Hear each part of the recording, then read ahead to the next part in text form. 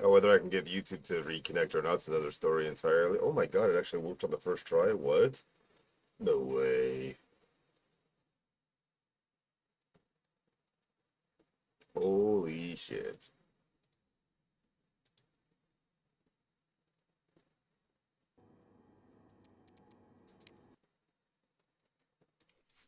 Let's start this whole fucking up the beginning. Love that. Oh, fuck you. You know what? Just whatever. Just kill me.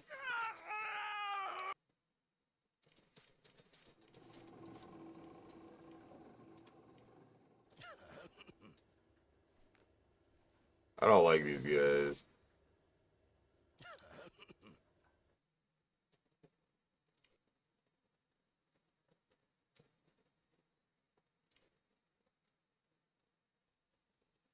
I really need to track down exactly why I keep getting that error and fucking correct the issue because I'm getting real sick and tired of having my game and all of my streaming apps crash all at once, having to relaunch them.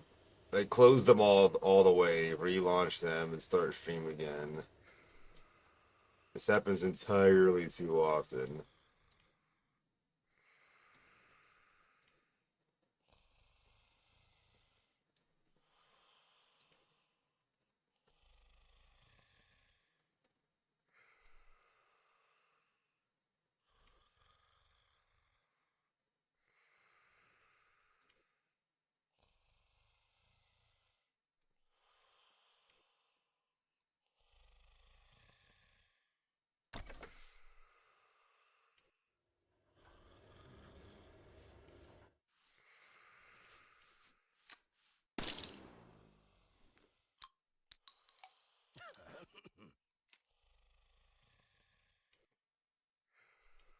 Believe me, I had no intention of going anywhere.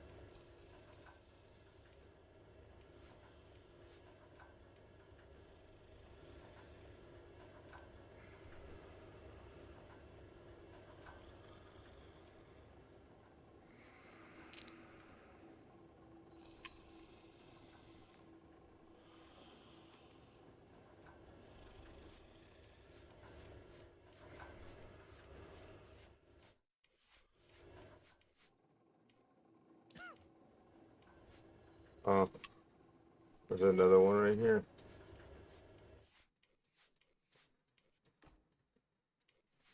Those guys in cages are definitely foreshadowing a future Sense? boss. What in God's name's happened to you? Never mind. There's no time. The airlock is broken from this side. If you could just open the... If I let you out, those things will get out as well. I don't think it's a very wise risk to take. No, no, please! Tell me what you know about the outbreak, Pravi. Well, I saw one of the airtight containers we used to transport the specimens by the decontamination chamber. Someone intentionally released the parasites through the oxygen system. So it was premeditated. It's rather fortunate that we had your vaccines then, What are you implying? Only 3 people in this facility had access to my research. And if it wasn't Lucy, and it wasn't you... You think I let them out? You were the one considering a mass infection! You got what you wanted, didn't you? May the gods have mercy on you, Pravi. Oh no, wait!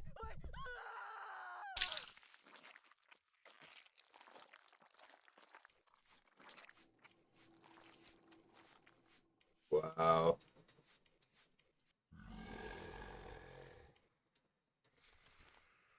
Since lead parasitologists abstract, parasite mutations have caused loss of sight, which in turn have led to an increased sensitivity to sound.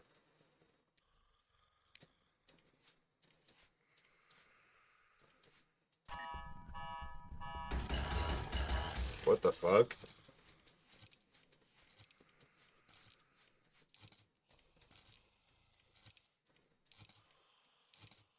Yeah. My shit likes to crash a lot. It's annoying.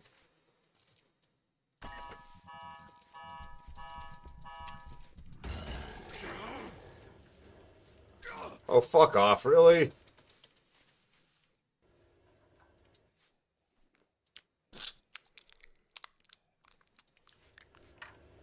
A crossbow?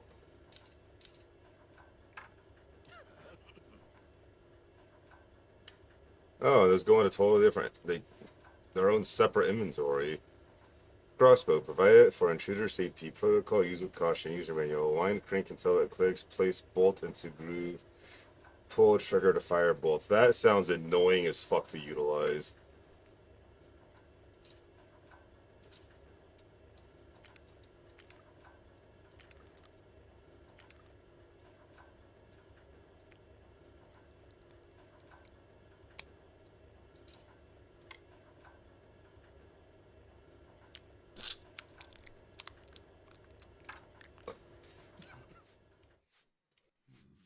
Ooh.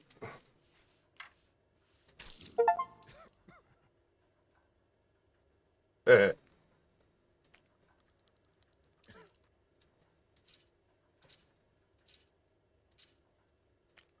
Oh.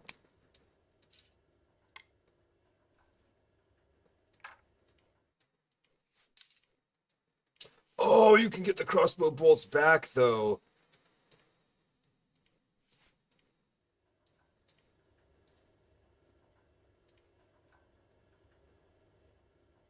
So I have to crawl over this fucking thing. How does that not wake it up? I mean, making noise does.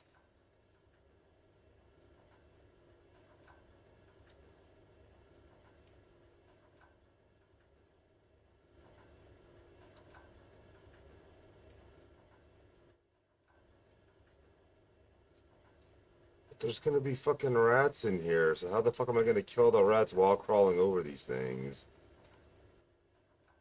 Oh, the crossbow, right.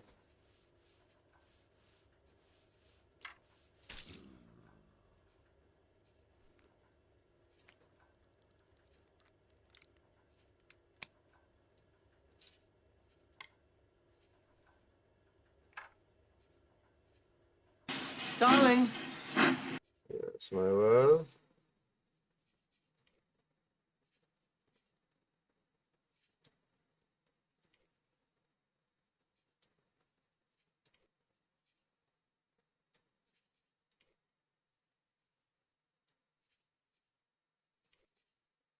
Of course, my love.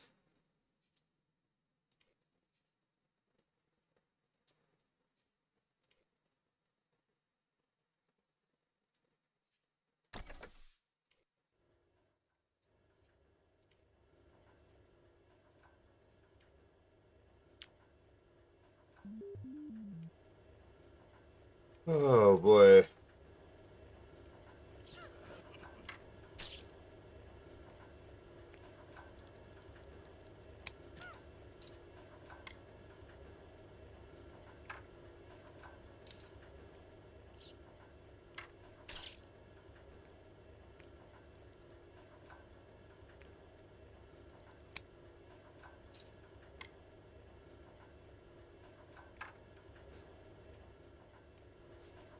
Definitely not the ideal weapon to use if there's a lot going on, because that reload takes forever, but the infinite ammo and it not taking up one of my regular inventory slots is very nice. Because I can just, grab the bolt back.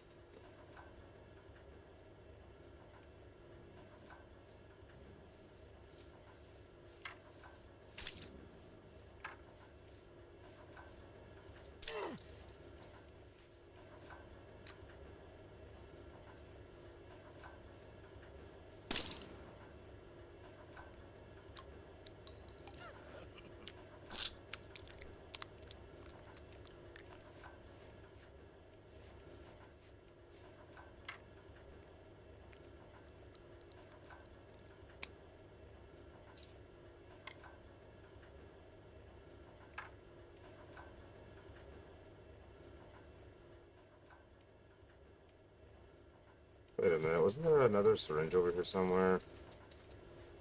No? Could have swore I walked by. Whatever. Or walked. Yeah, you know what I mean. Could have swore I crawled past the syringe right there, but I guess not.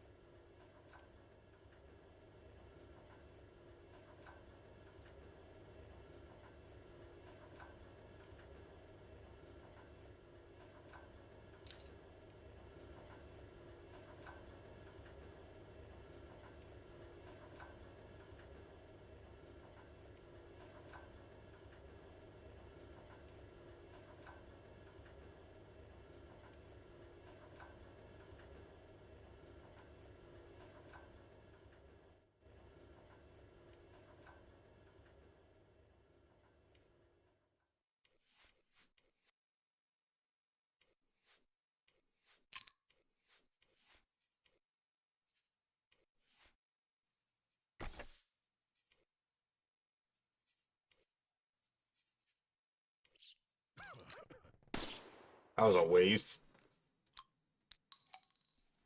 Wasn't the gun I was after, but I couldn't fucking grab the other gun for whatever reason.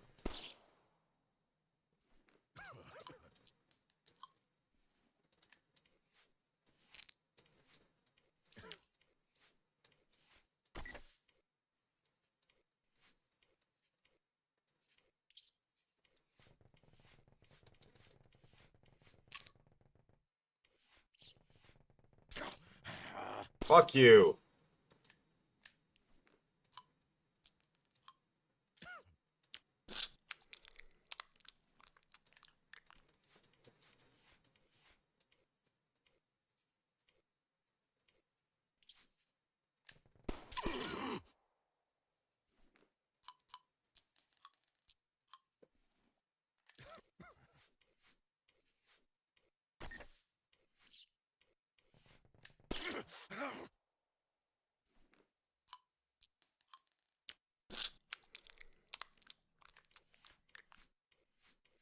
This section sucks.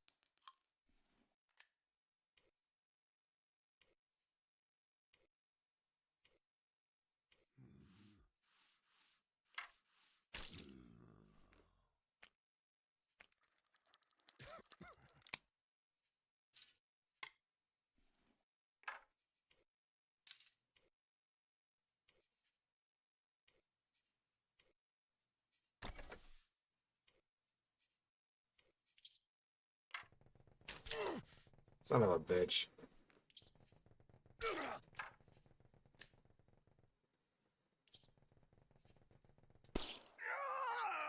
God damn it.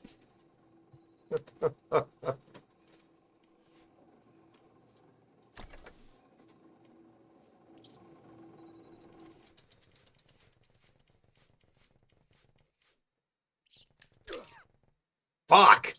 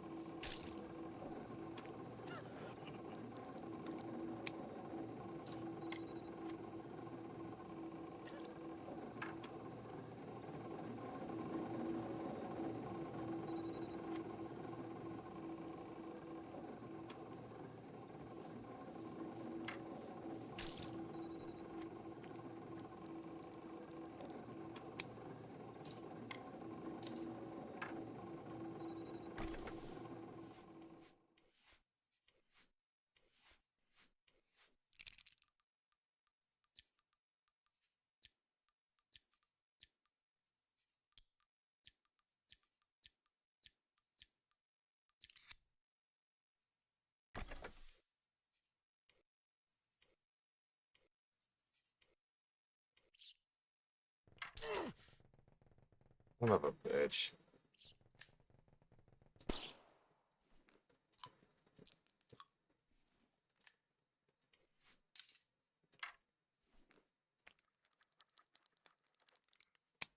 I really don't like rats, and I really, really don't like rats in combination to the fucking dead motherfucker. Well, the faking dead motherfuckers I gotta crawl over.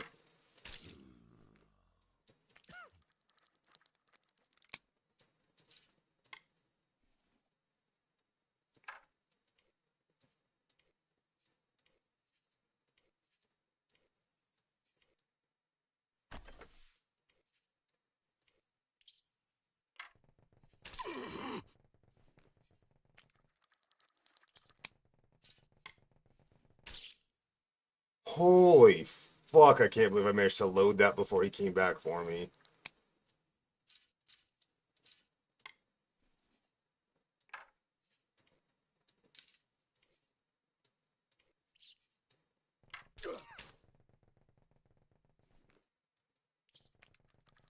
God damn it, I'm not gonna do it fast enough.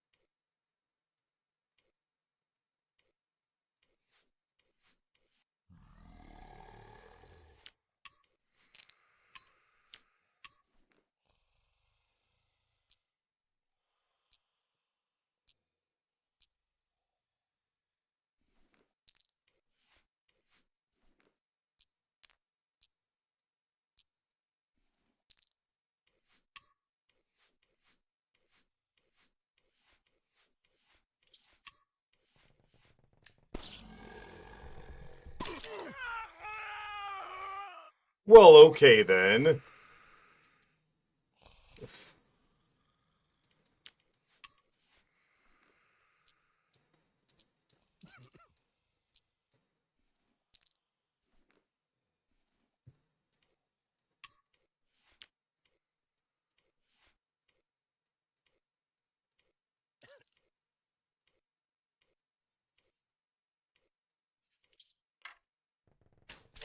Son of a bitch.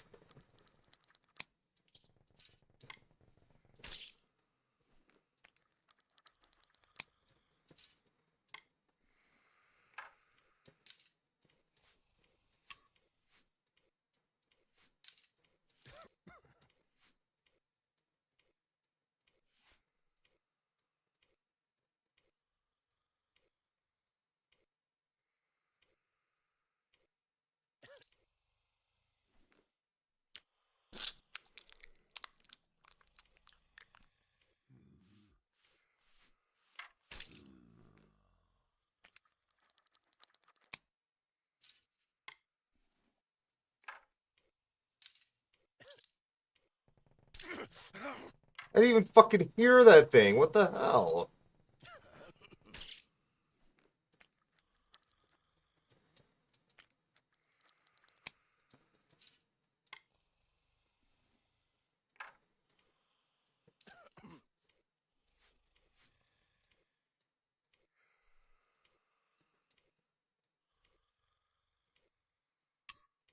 I see. So is it then safe to pull those switches, or is it going to cause an alarm? Okay.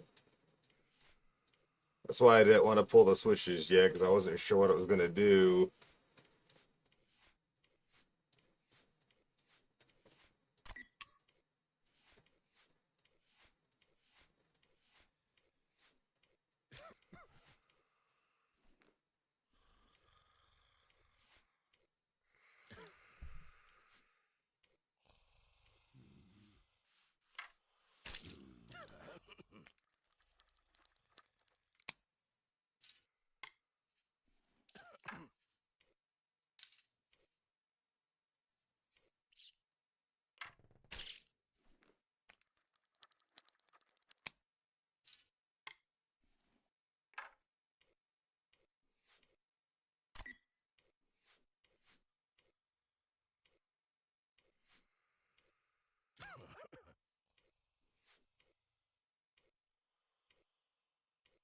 Seriously, how much blood can this guy cough out without, dying?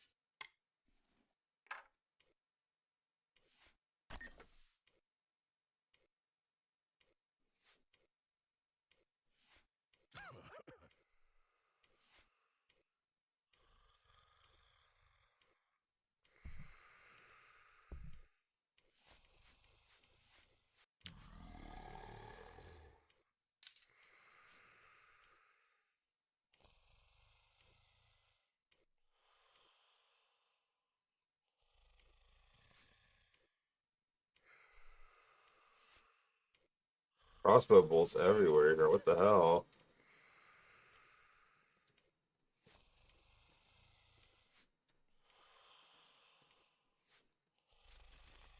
Door sealed until biohazard is eliminated. Lovely.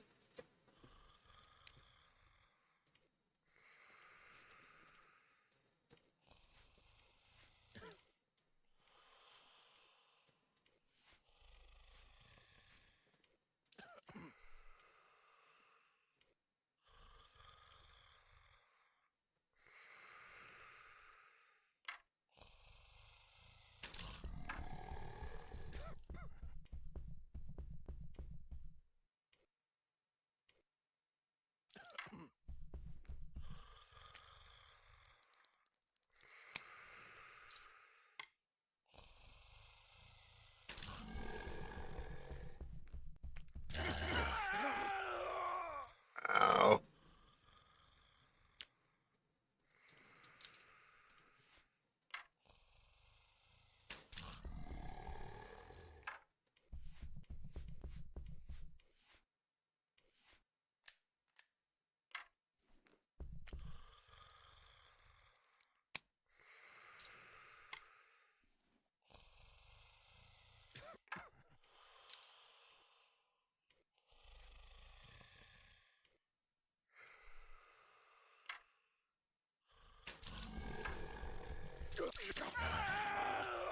Come on, he went right for me.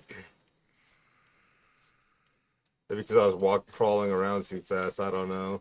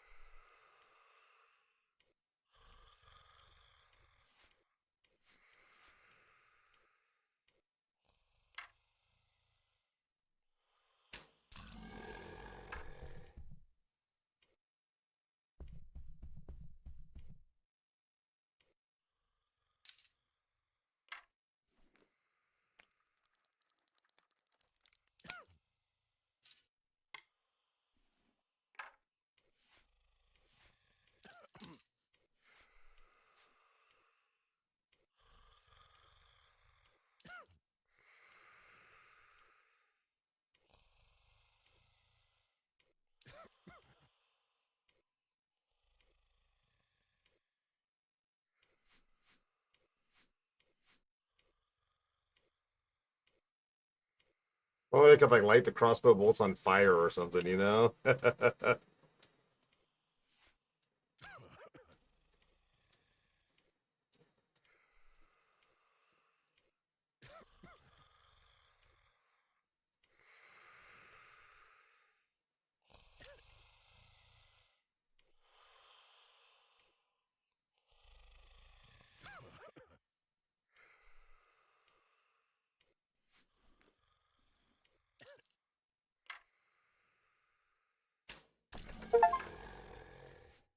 Oh my god, I got him.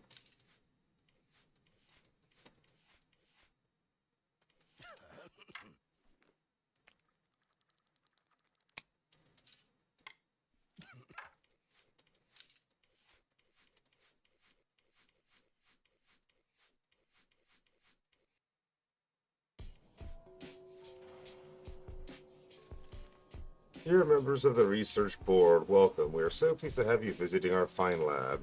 Do not hesitate to ask me for anything you might need. Before entering the airlock doors, please make sure you are up to date on all safety security protocols. Due to the strictly confidential nature of the research we do here, no next of kin will be notified of any injuries, accidents, or fatalities that may occur during your visit. We appreciate your understanding. Luis.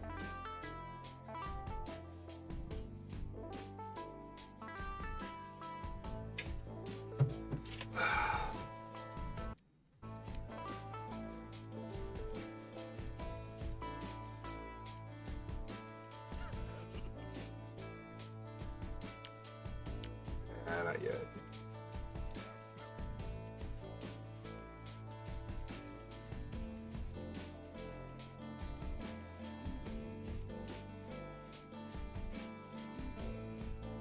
What the?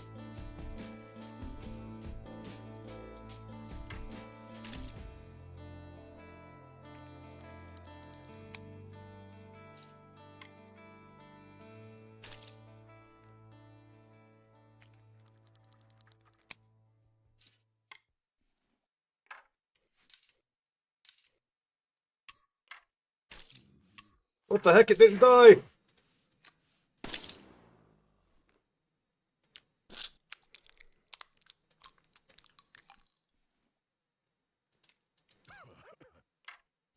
I thought this thing was a one-hit kill on those guys.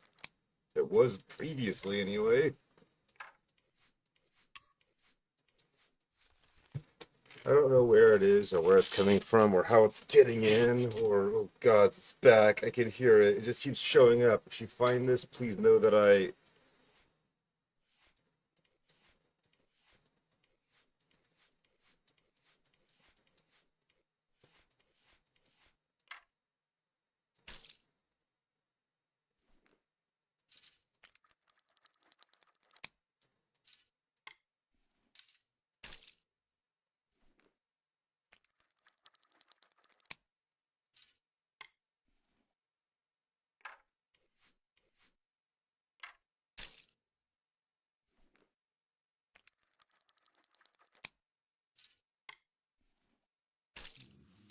Oh my fucking god, that's the problem. So some of those eggs have monsters in them, some of them just drop loot.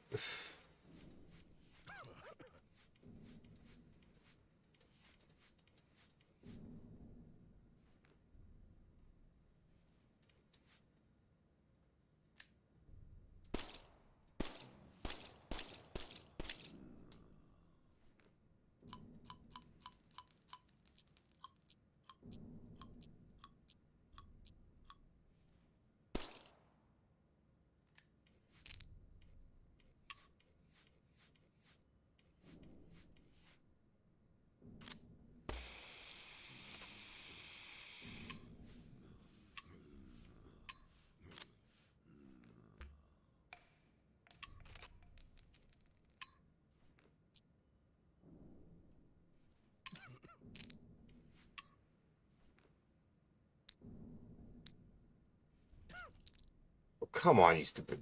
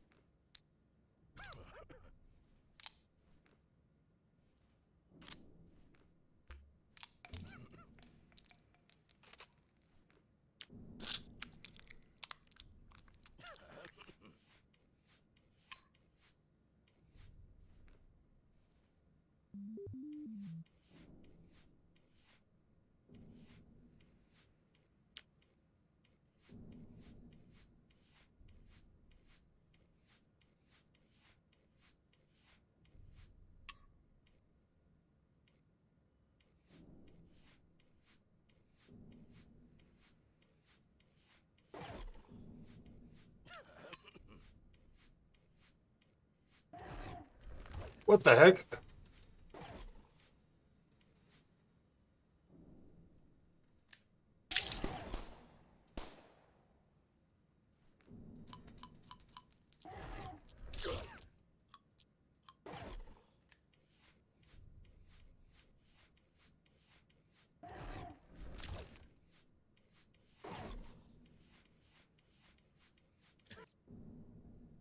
Fuck this ninja mutant bastard.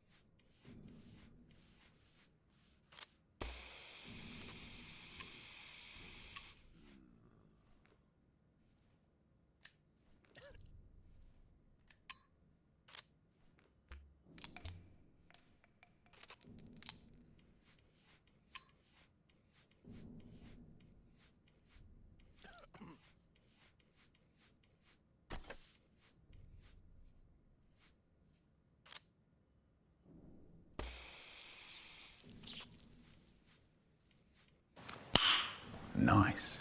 Hey, Dwucky, what is up? How you been? Haven't been able to catch your streams in a while. How you doing? How's your streams been? What you been playing? Yeah, I don't know, Dwucky. Dwucky's awesome people.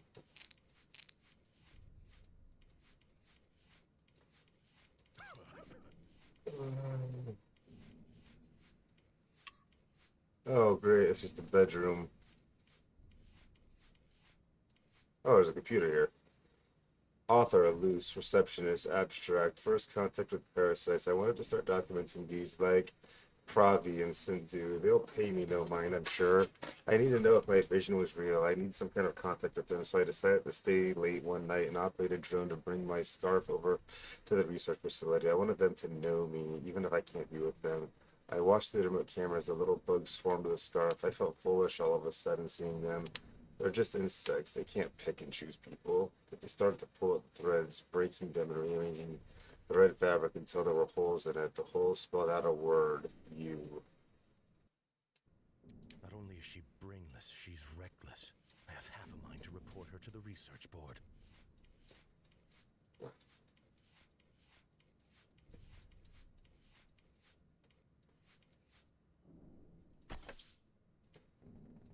Oh god, I pressed the wrong button.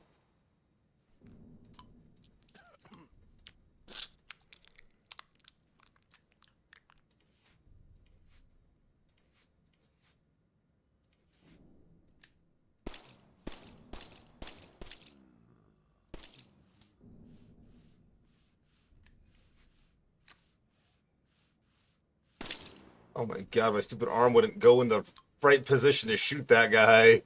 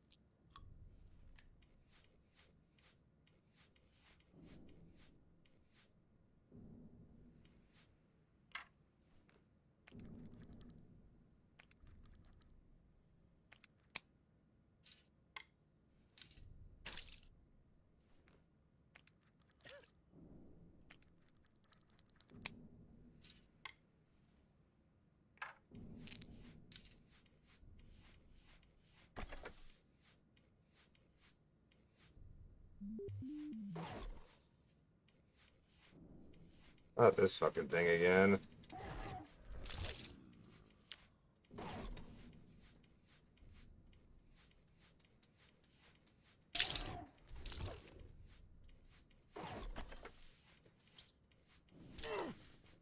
Oh, fuck off, really?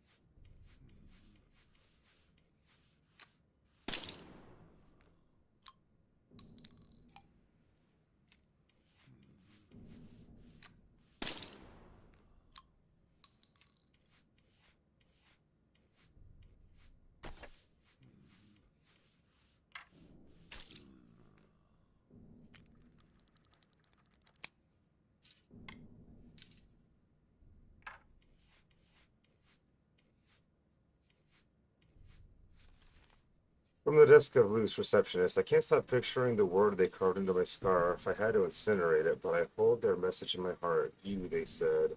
I read all of Sint and Pravi's research on the creatures. Sint wrote about an anomaly who was chosen by the parasites to be kept alive, turned into a god. Is that my purpose here? Am I an anomaly? I've never quite felt like I belonged here. Pravi doesn't pay me any mind, and Sint treats me like a foolish child. I'm more than that, even if I'm not an intellectual. I belong here. I'll show them The that. notion they'd pick her over me. How vain. How clueless. Error. Error.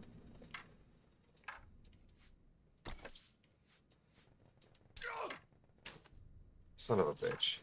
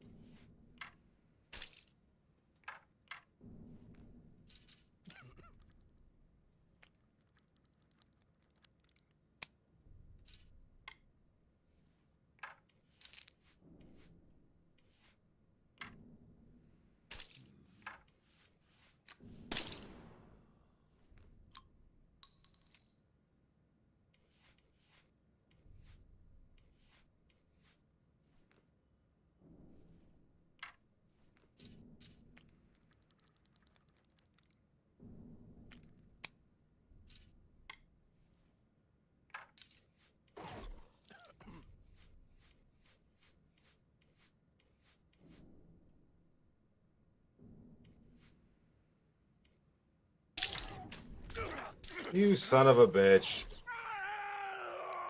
Oh my god, that's so stupid.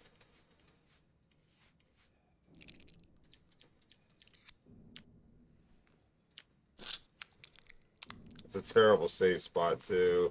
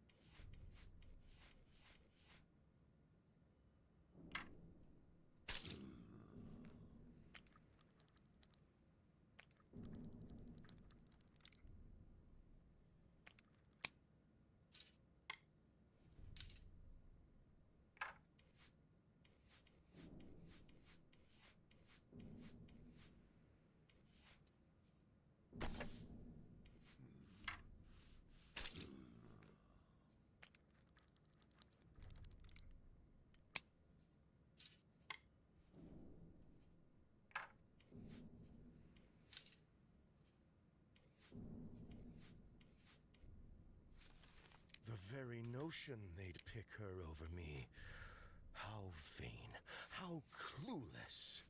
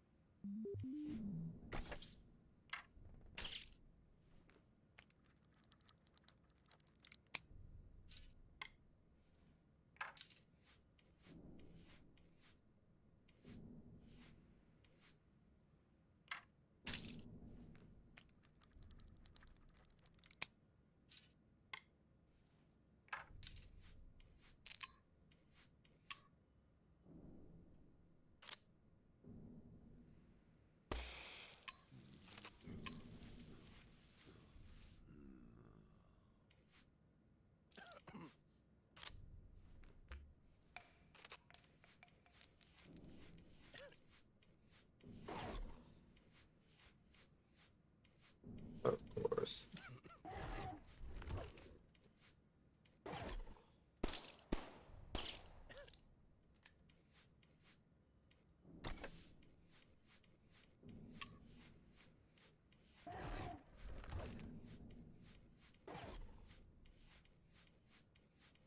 Oh, come on, that wasn't that switch? Motherfucker.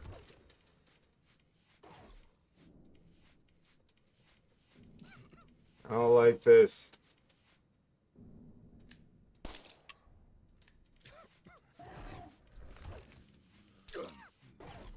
What the fuck? Why is there so many baddies in there?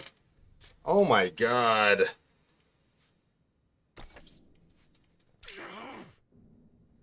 I forgot about the stupid rat right behind the door.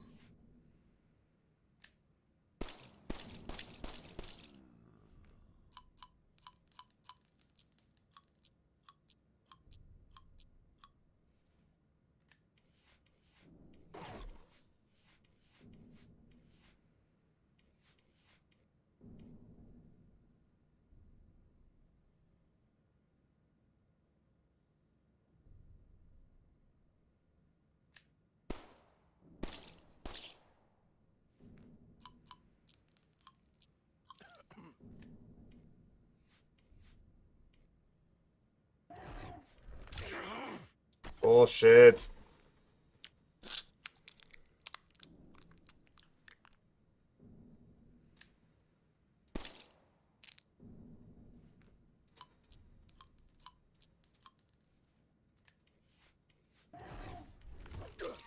Oh, that was so not fair.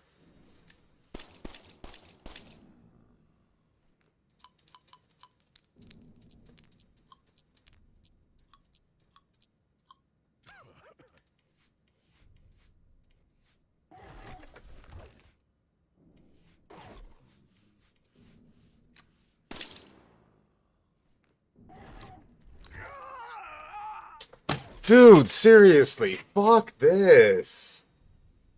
Having to fight a guy that just teleports in and hits you all like randomly is so bullshit. Can I even fight that guy? Like,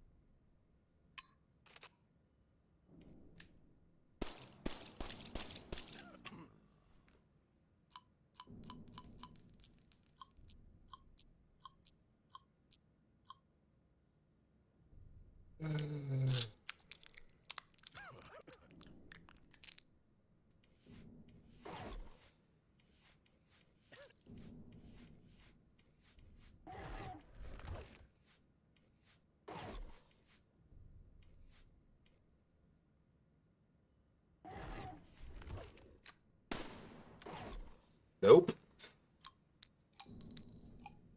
You literally can't hit him. That's fucking Great.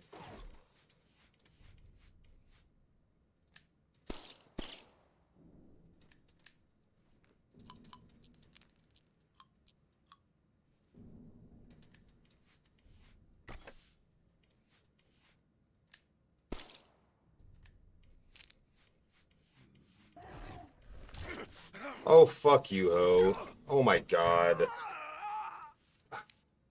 Literally appeared right where I needed to be to get to. Like,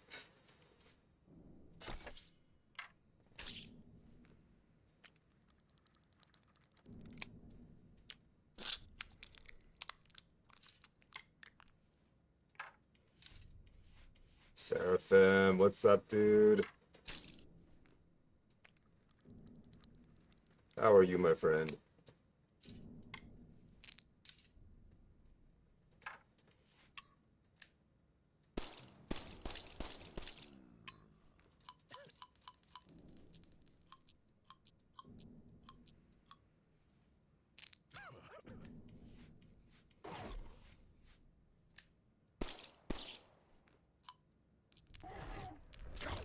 Oh, come on! Should have had time to reload before he popped up again already.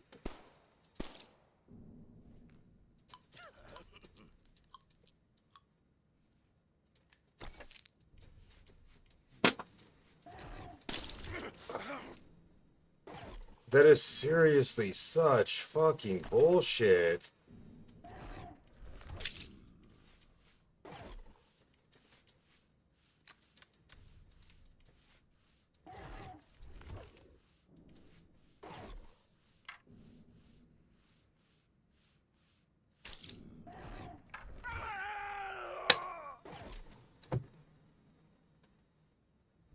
Honestly, at this point, I'm starting to get to the point where I just don't even fucking care anymore. Having to deal with the fucking guy that just randomly appears with no rhyme or reason to how frequently or fast he does, with very little warning, and being unable to Nice. fucking reload my guns because of it. Ukulele, what's up, dude? How you doing?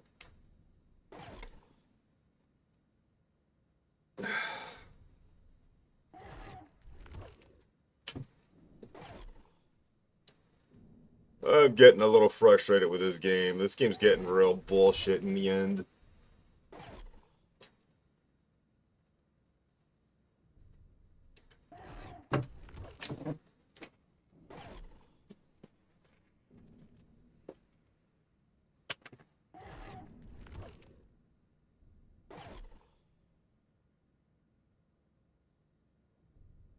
If you could actually kill the fucking thing, that'd be one thing, but no, you just gotta dodge him for the rest of the fucking stage you're on.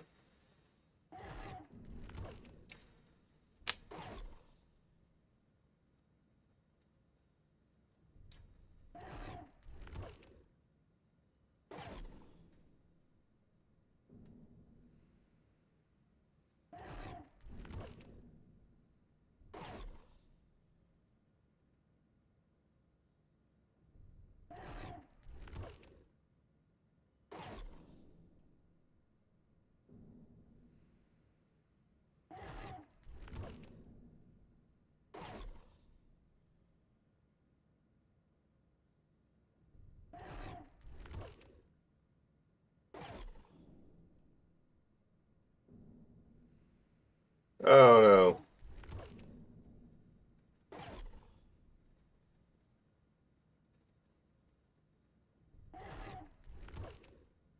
I think it's time to play something else, honestly. This is just not it at this point.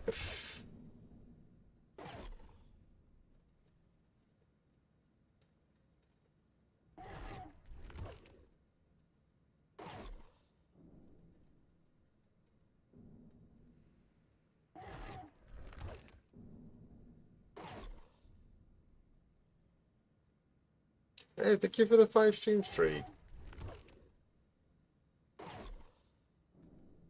My love, are you there?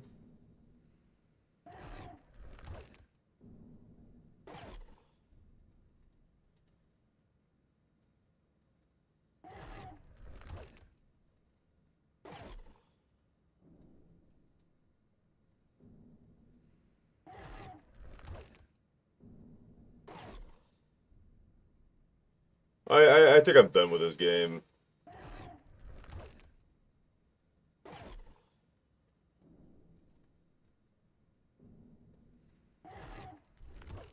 I just can't be bothered anymore to deal with this stupid ass teleporting asshole. It is so frustrating.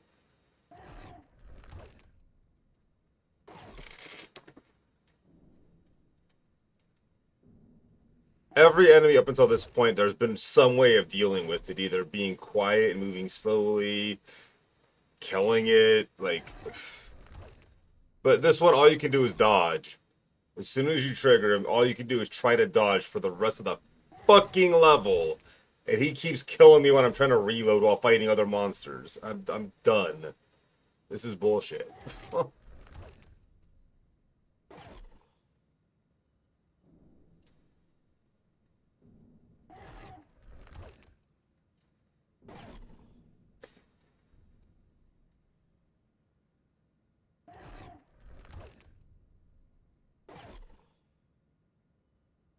Unless that was the answer to the question.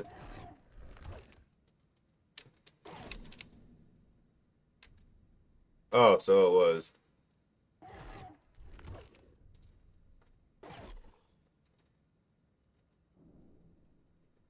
I was a little confused by your response.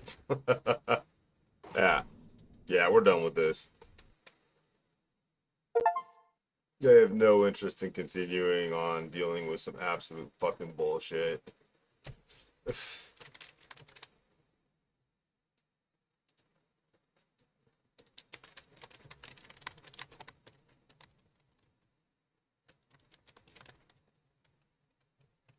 I have no idea what this is. I even know this is in my fucking library.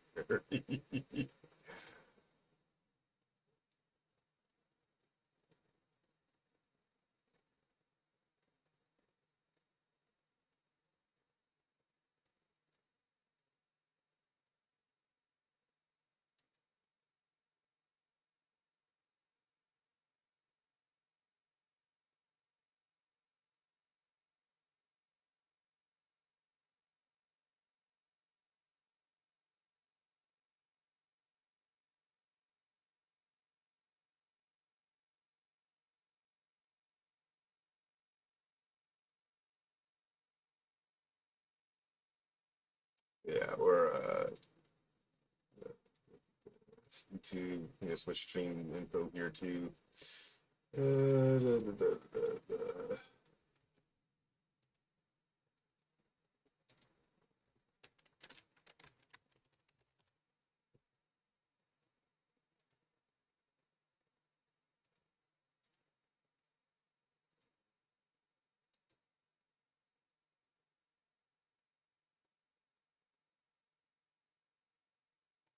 Huh. All right, let's see what this is. After this ad break that's starting in a minute, I'll adjust settings and stuff, but yeah.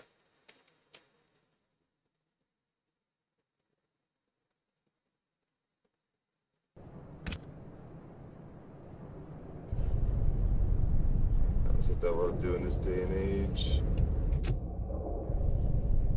Looking back at the past, I'm not sure if I learned anything.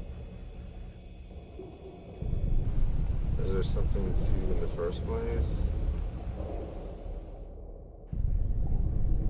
May you be my judge, jury, and executioner.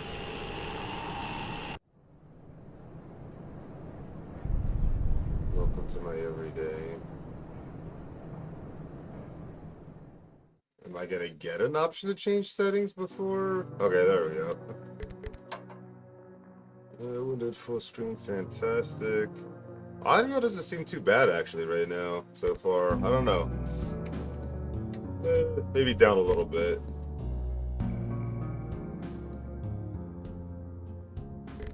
Alright, we are in ads, so I'm gonna take a quick break myself, refresh my drink, use the restroom. I will be back.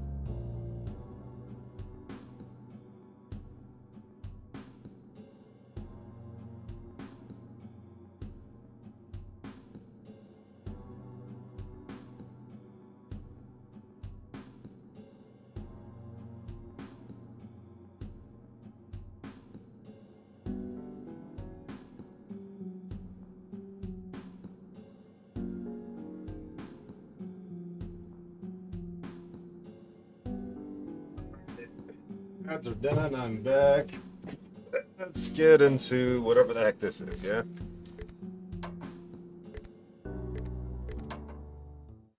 Use the joy space by interact. Mouse X and mouse Y. That's a unique way of designating mouse buttons. Can't say I've seen that before. Oh, I'm actually... Okay, this is the game, apparently. Huh.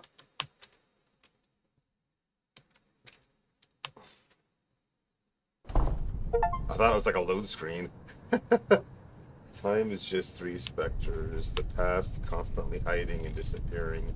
Living just behind the corner of my eyes, awaiting to be forgotten. Barely graspable and useless if you achieve so. The present, an eternal spirit born out of the dead light our eyes perceive. Always hunting and laughing at oneself. The future, invisible, never completely there. Yet the body instinctively reacts to its chilling presence. Cold winds that stab the spine, climbing it until reaching the hind head and slowly it.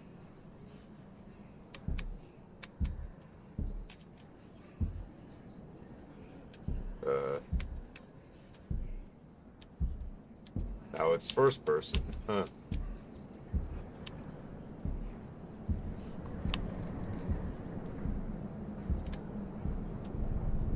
The path forwards also looks to be the path backwards. What?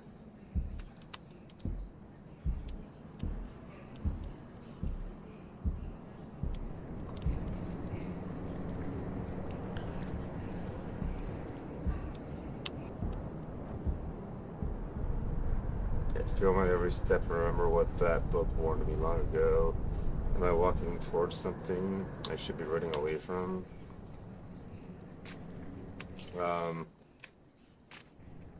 Oh, hello.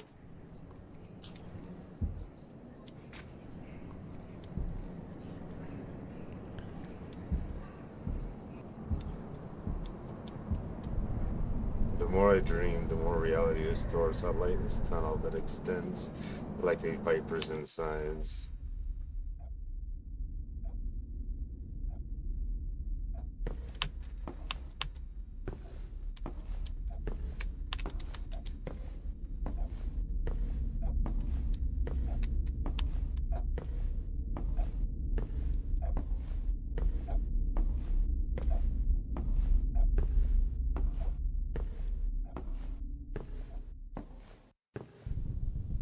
A mansion. The furniture smells of wine, and the wine smells of burnt wood, of extinguished fires.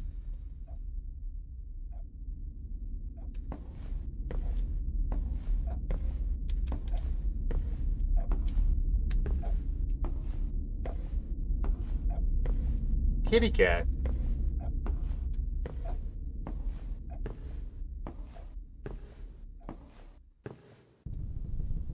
The color scheme is comparable to ripe blackberries, and the red moonlight feels as potent as the summer sun. I prefer the kitty cat rather than the freaky floaty eyeball. What the hell is that? Hello, demon.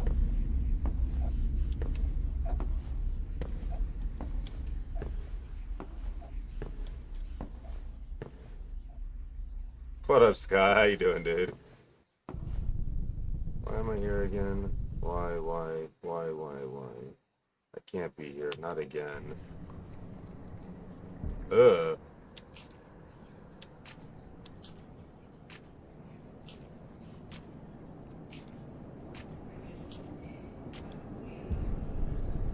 One eye, two eyes, three eyes, your million eyes, locked doors, entrances to your dark flesh. What do they hide? What do they inspect about me? Yeah, that's good.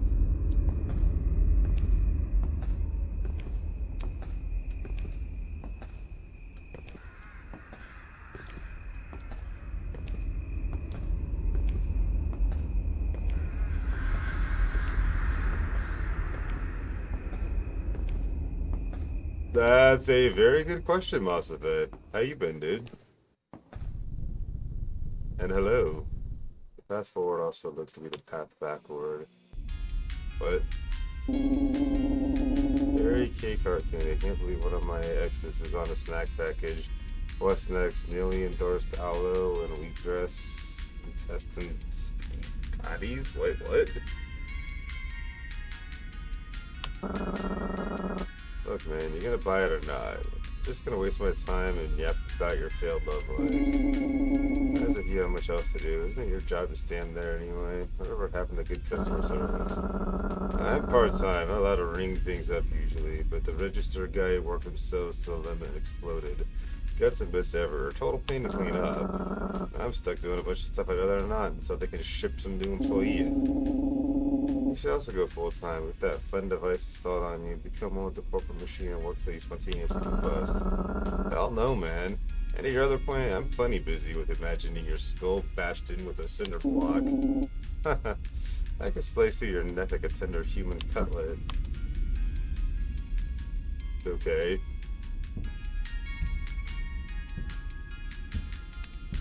That was a weird conversation.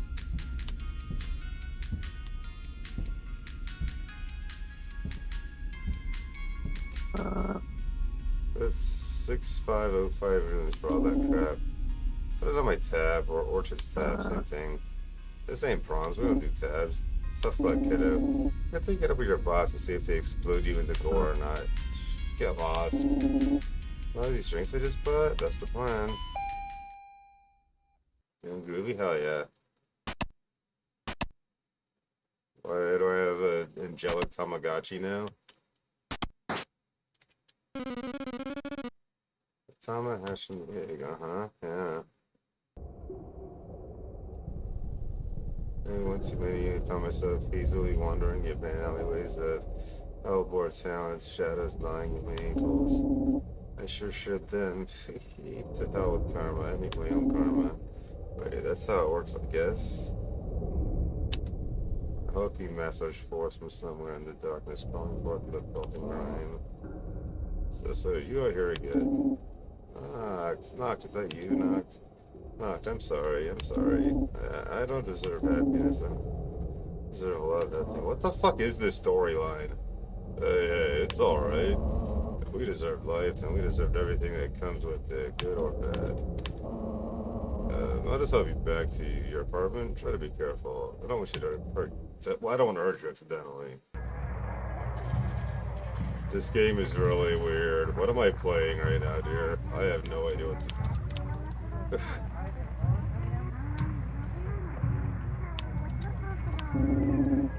Notebook, a place for documenting my unfettered thoughts. Sounds like the best soap operas and TV static to drown my brain with.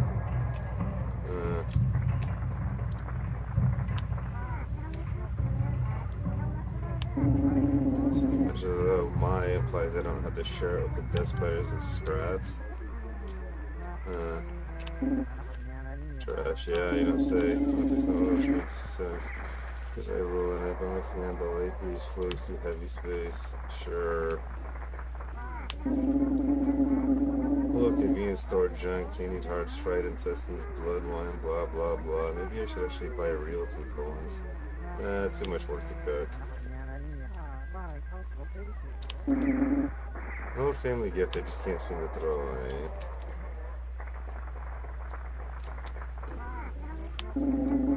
There's nothing more frightening than a closed door.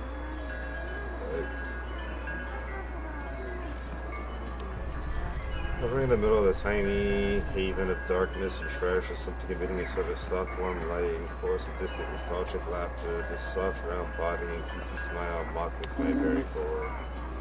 How did you get in? What do you want?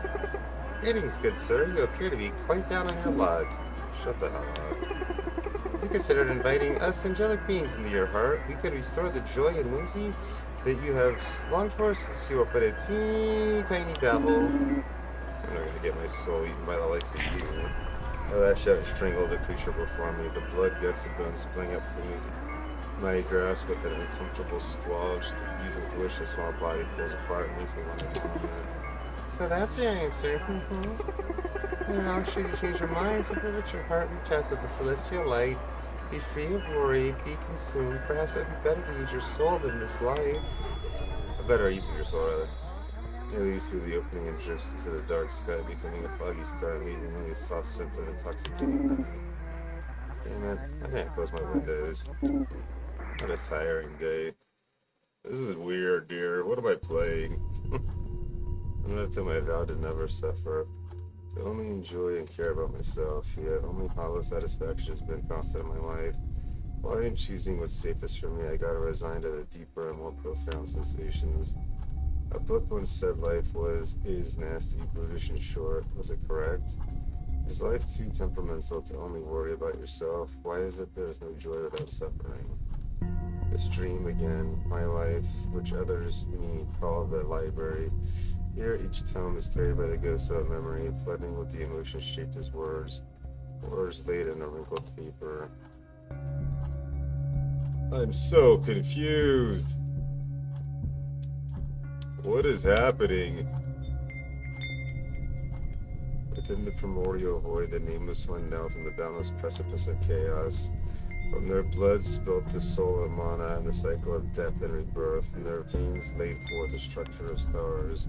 From their bones emerged the great planets and dust. From their fleeting dreams festered the thread of reality. From their end was born the world. Mortal beings took shape from the marrow of dirt and light of the celestial realm. Huddled flesh crawled from their fallen bodies, and their death-liberated souls, beings of molten ether, rose.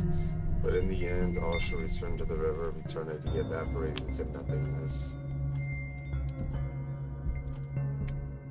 Okay.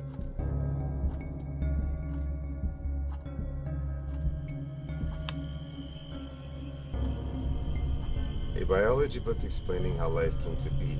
A group of atoms made a molecule, a group of molecules made an organelle, and add some in it and bam, life. A group of organelles created a cell, and as such, small little things then went out to form more and more groups, and here we are. But we never gained more life, we simply became more complex.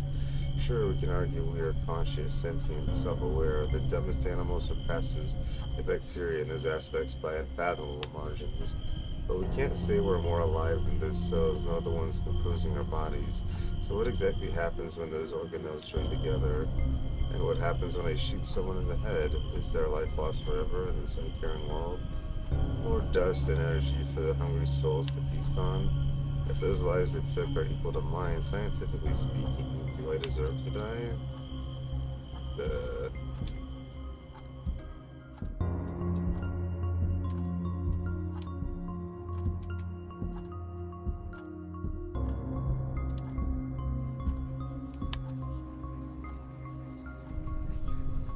During my childhood, I was fascinated by creatures whose lives are more frail than mine.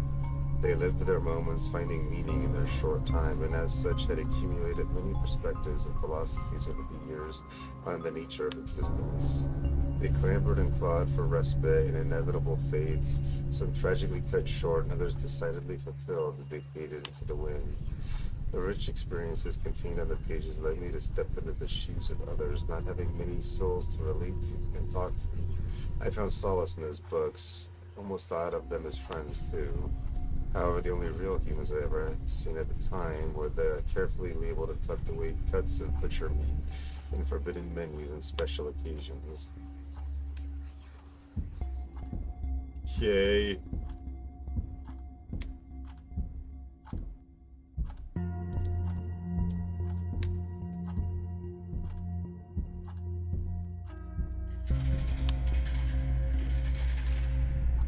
Once as a kid, I read about a human countess who murdered hundreds of human girls, freezing their skin, drinking their blood, breathing in the streams. Abhorrent crimes, even for demon slayers. However, the book took pity upon her, singing of melancholic suffering, sharp like needles, chanting in anguish, ode at the paganic, useless rituals attempting at solving her depression, whereas the killings of the women were narrated with visceral, colorful prose. Why did the author do it? What were they trying to achieve in embellishing her figure? Sorrow for her condition or admiration for her actions? Why make human such a monster? I pondered if secretly I wanted to be given a second chance. It's tempting, similar to faking an injury to skip classes and succeed. An undeserving prize, a selfish treat. Another opportunity to act like my actions had no consequences, or to let down everyone again. I think what the Countess truly fantasized about was knowing that no matter what she did, it wouldn't matter. Her fate was already written on the shredded flesh of the mercilessly killed maidens.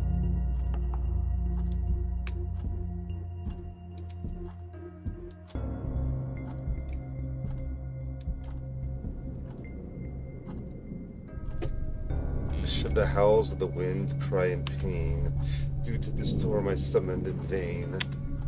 All the leaves will swiftly vanish as I remain alone in anguish.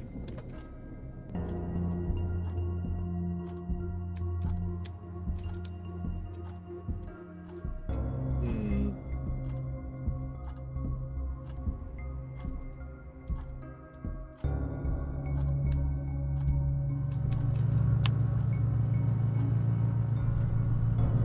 Hopefully this new book I stole, borrowed, bought makes me cry.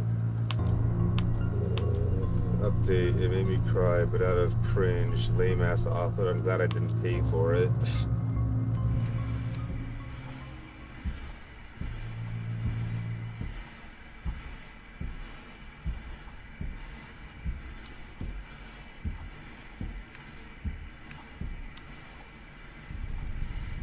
It continues on endlessly until it no longer becomes recognizable, fading into the noise. Every moment feels eternal, and like everything eternal, all becomes redundant. No book is different from the others on the outside, so it must mean they all matter the same on the inside. We should just become one big pile of ash then.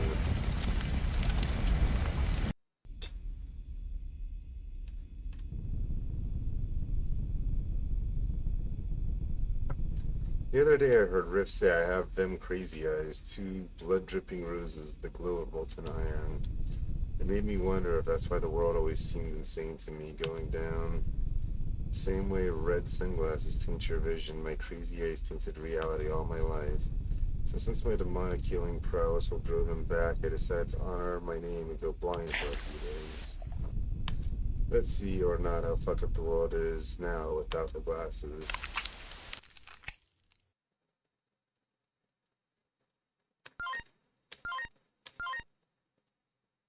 Uh...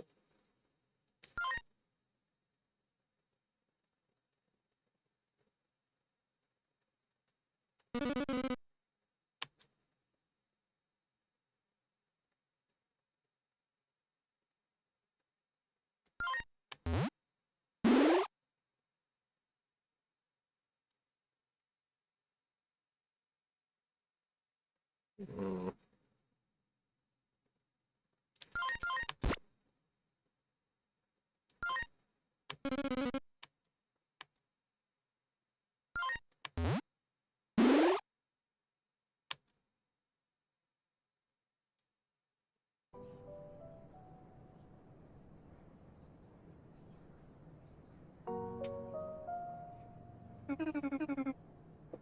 Why? Why? I thought we were the perfect match. I tried my best, you know, the sweet, kind girl and the handsome, charismatic bad boy. Even when you went after other girls, you always went back to me, always, to your gentle, submissive, perfect girlfriend. It's just how it is, Barry. You're the real easy, but so boring. All sugar with no spices, they say. You're the worst, Cecil. A filthy backstabber, and backstabbers deserve to be stabbed in the front 1,000 times until you're unrecognizable from pulverized ground meat. There's always been something that, as a concept, feels so alien to me, and yet I attempt again and again to understand it. In my school days, I aggressively pursued to grasp that unknown, to hold it with my palm and laid bare for me to see. Barry was my pick to indulge in that dream at first, a heart as soft as dessert, easy to manipulate and mercilessly crush. But the yearning only twisted itself into increasingly complex brambles that choked my emotions and left me chasing shadows into the darkness. Listen, Cecil, I've been doing a lot of thinking, and, well, I just gotta put it bluntly, we gotta break up. We can't just keep licking each other's wounds. We're both in this loop of self-pity and toxicity. And drowning each other in that stuff isn't helping either of us.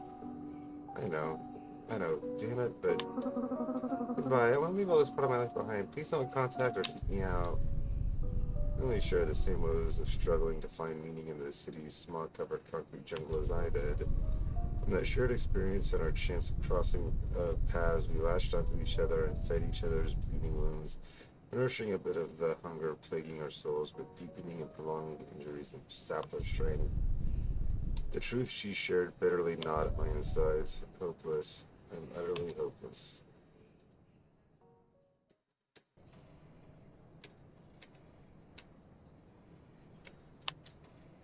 What a terrible showing, just nonsensical vignettes bound together by hopelessness.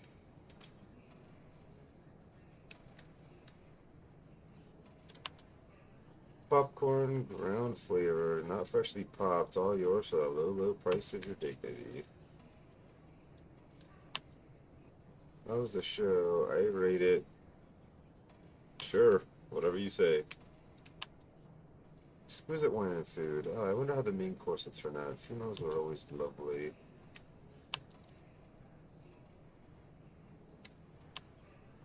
Oh, what's the devil to do? What a pity, I suppose I'll just have to make another. Funeral flowers. Their scarlet gaze seems to watch every movement. I'm gonna sit down beside.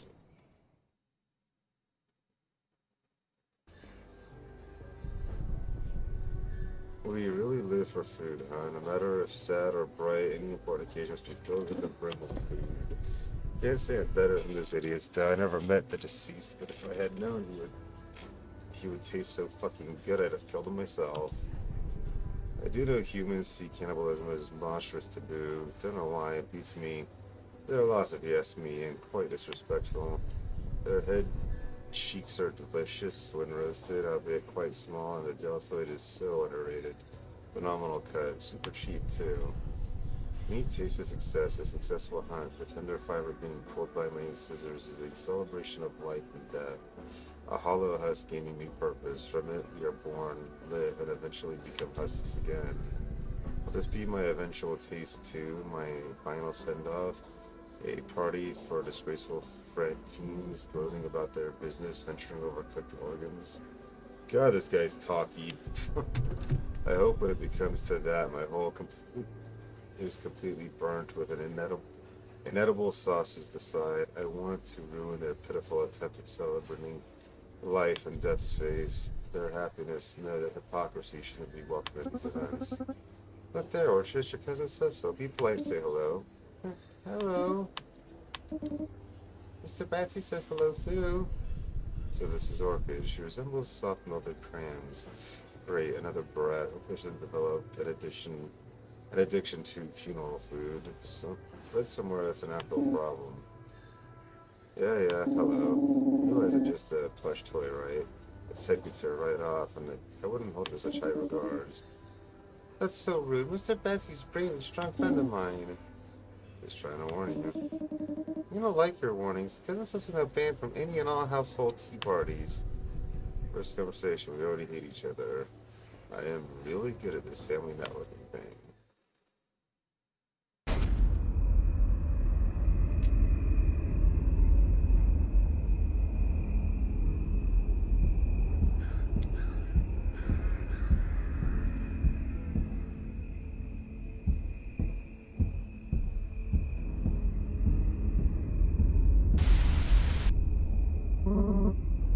Yo, Cecil. Perfect moment for you. Apparently we're all clear to clean out these police officers out there and take care of it. Man, I do all the work here. Fine. I'm literally taking care of the actual target right now. It's the least a lazy devil could do. Alright, time to get to business.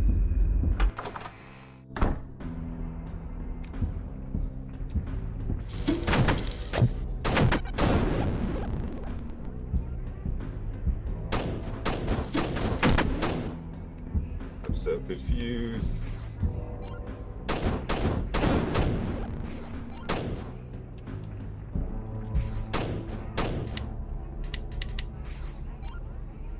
Oh, that's how you reload, okay.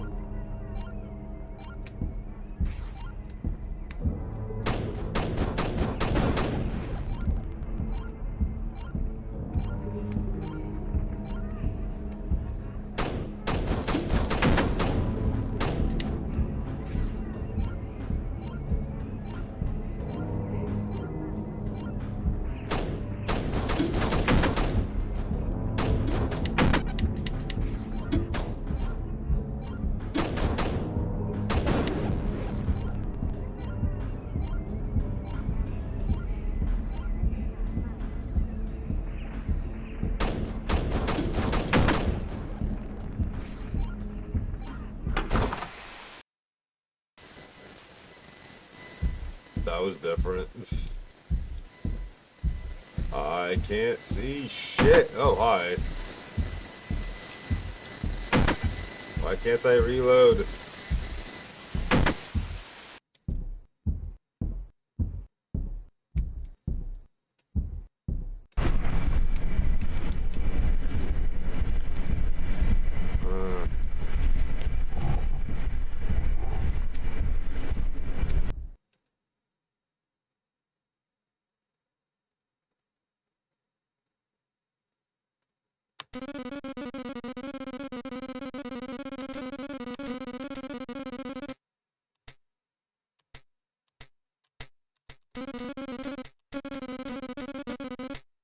Okay.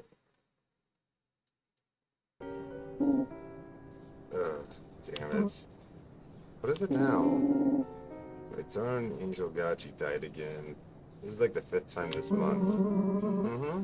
As expected, now we can actually focus on the task at hand. We're on the clock, you know.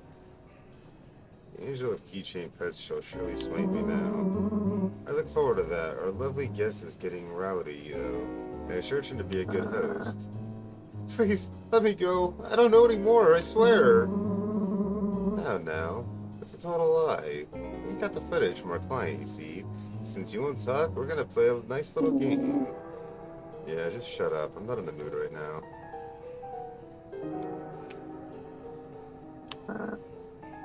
Please don't do this.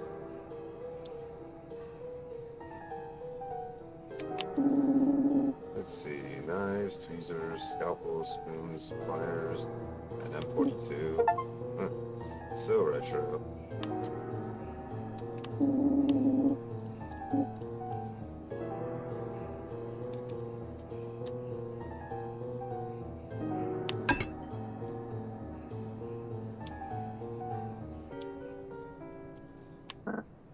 Wait!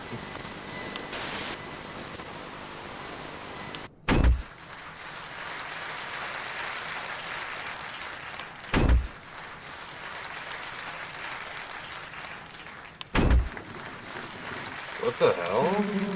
You knocked him out freaking cold as vanilla ice. Now we gotta wait before he's conscious again. Maybe you'll be a smug when the boss takes us out of your cut of our commission.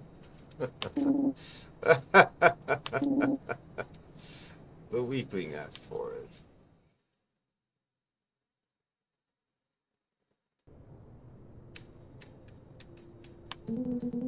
I would have to pretend this mimic chest was alive. I wish it was. Covers are soft and comfortable, still smooth as well sense of enemies lying here from memories of restless night terrors. So many study books in the path that being air. I like reading, but for leisure, not for work. Our waking world and the needless one. I think Father wanted to see me. He's waiting in my study. Father, you want to see me? Cecil, I have a gift for you. Come here. This is a creature commonly known as a cat. Humans often keep them as pets or bourbon colors. It is similar in appearance to a psycat, demon phenotype, but more fragile and less intelligent.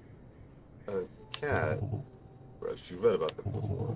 I gift this creature to you so that it may serve as a test. A test? The exact criteria of the test remain unknown to you. It is as such, so that you may manifest yourself what is befitting of your position as a man. I must be off for a few years to manage assets at Nirga. I will make an assessment upon my return of how you fare with this creature. I'll do my utmost best, Father.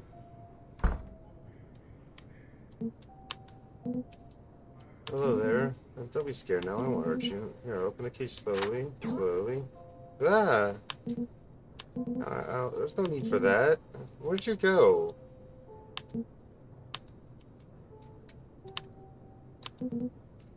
The Philosophy of Humans. Biology of Flora, Fauna, and Magical Creatures, 4th edition. Isn't it the show? Yeah, something, whatever.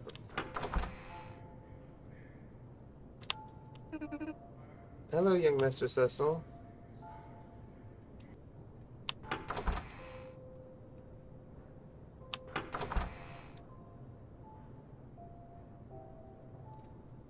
This game is so weird. The Bloody Countess. Spanish is forever, but I still marvel at this creature. Perhaps father felt the same. Adding it to the manor. These books are actually father's personal collection. A Tempest. In the favor room, the scented wallpaper and bindings and insulated quietness is perfect. I don't think the cat would have gotten far.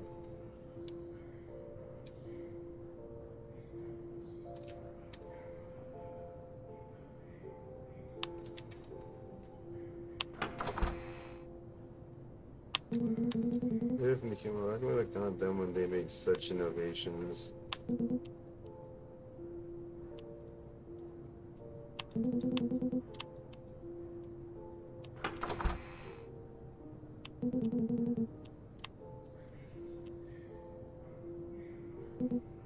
There you are. Naive for you to be out from there. Well, if you know anything about pets, then you'd love a tasty treat, right? I'm gonna grab something from the kitchen. I'm sure none of the maids would mind.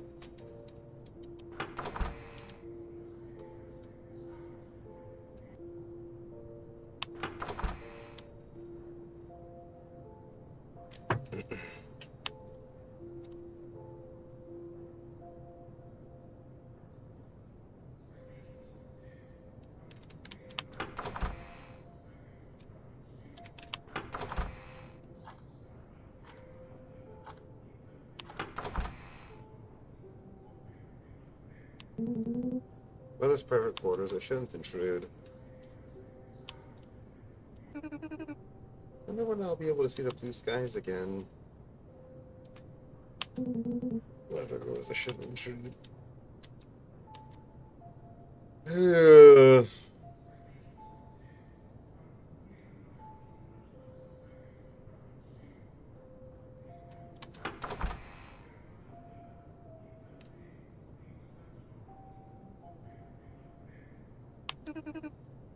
Hey, we're dust built up in here so quickly. Mm-hmm.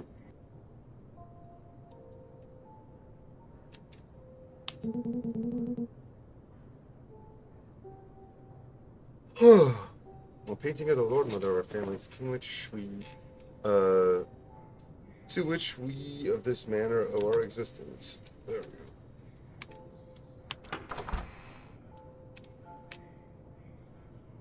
We gather in chairs close enough to facilitate some sort of cordial relationship, but far apart to avoid a homely feel.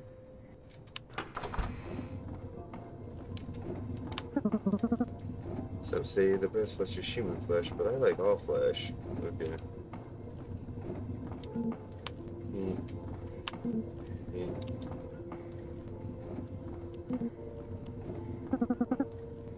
That was a fresh made torn and sinew. Meat.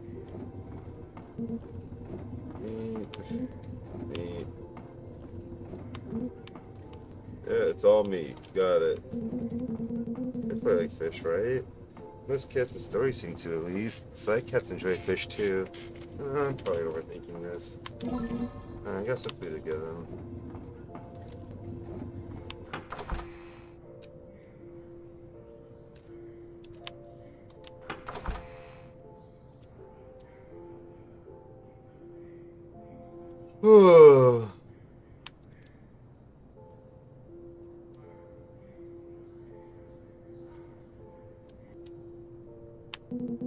Which are father and mother?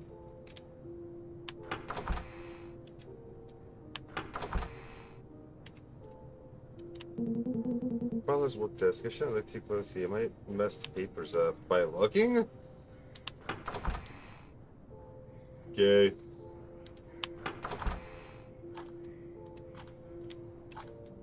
He was rather modest, inviting an atmosphere that is disingenuously welcoming. I'm sorry. Please excuse me, please. Okay. Guess course, but I need to guess the note, but I should have messed it up by running around in it.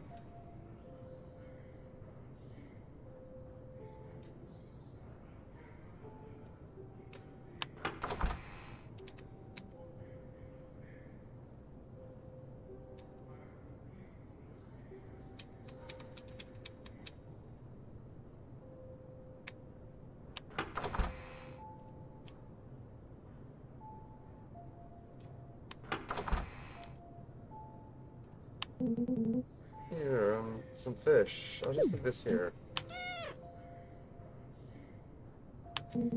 So this is how a cat looks. I should give you a name. Well, I'm not good with names though. You have dark furs like the sky and fog. Maybe Smog? No, that sounds silly. Maybe Soot? Maybe not. Hey, my tail's not a plaything. Ouch, come on, you're so mean.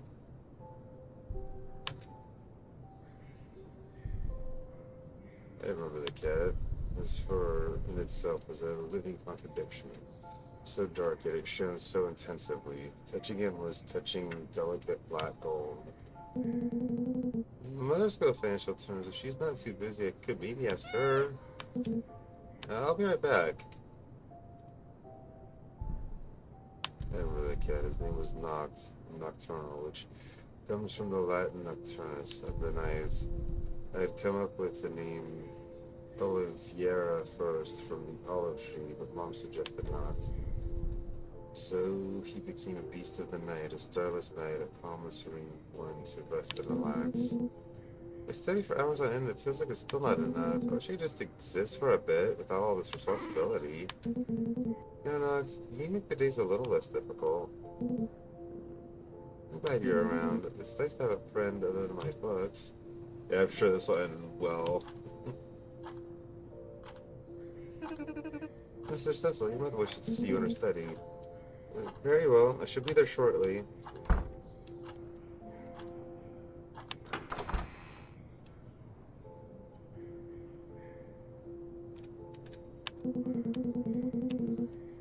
Oh, we're downstairs, okay.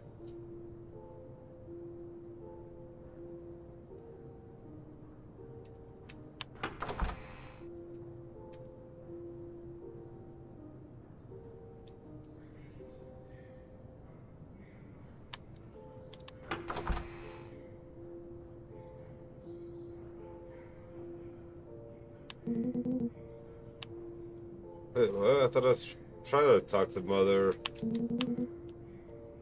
I'm very confused now.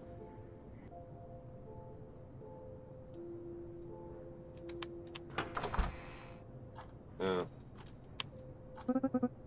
Ah, Cecil, there you are, finally. You must have kept Mother waiting so long. It is ill-befitting of your position. Do think of the Ruthven family as name as you carry yourself. I'm sorry, Mother. At least you had the decency to apologize. Now, as for the occasion, you know your father's returning very soon, yes? Do try to make yourself presentable. He's requested that you wait for him in your study with that little morsel of a creature he gave you. I remember the cat. My dad's announcement. The test. The world stopped, the wind hushed, the realms froze. Yep, saw that coming. Kill it. It is a being that stands far beneath you, or I shall instead. Whenever I relive that scene, I wonder about all that which never came to be. Scenarios upon scenarios. Me escaping with Noct, me rejecting his order. Me murdering father right there, gouging my claws into his left eye. Only to taste the heinous black tar spurting from him, and realizing there is also that substance inside of me. So then I would grab the first thing I see, a fork maybe, probably a candlestick. And I would stab him, and me, and him, and me, and the monster we both became, until an asphalt pit remains, obscure like Noct's hair. But alas, I was but a weak, naive child. I remember the cat. I remember because I don't want him to die. In human literature, this idea of dying twice was always prevalent. Our bodies die once, leaving our soul behind. However, our souls die when it's forgotten. So that's why I remember the cat. I remember sharp paws shredding skin and his screams echoing against the Bordeaux walls. I remember the cat. Noct fought with everything he had as I tried to make him be still, reassuring him that his soul would be immortal within me. I didn't know how to kill painlessly at the time, and my strength was non-existent. I remember my hands firmly around his neck and his eyes becoming disfigured, filled with blood. But even then I could not fully kill him, and so my father took the crumpled body to the ground. I remember Noct, how suddenly stopped moving in my father's hands. How quickly he was but a sack of bones that dropped on the floor in a heap. His once impeccable fur, now a dirty mess, smelling of extinguished fire.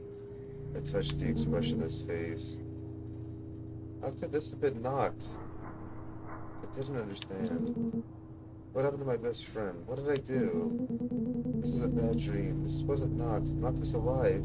The soul is alive. Death couldn't change my cat, my little friend, into this. I'm so sorry, Knock. Please forgive me. Don't leave me, Knock. Please, I love you. I need you. I'm scared. What a disappointment you are.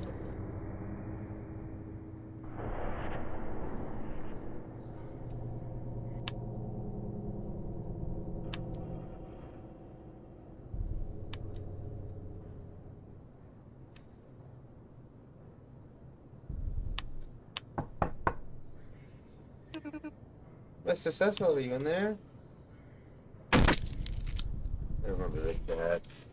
Sadly, I can't say the same of the maid when she put her hand on my shoulder. I don't remember what happened next, only the smell of wine.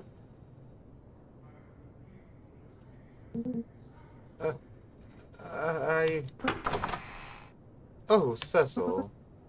I'm proud, so proud of you.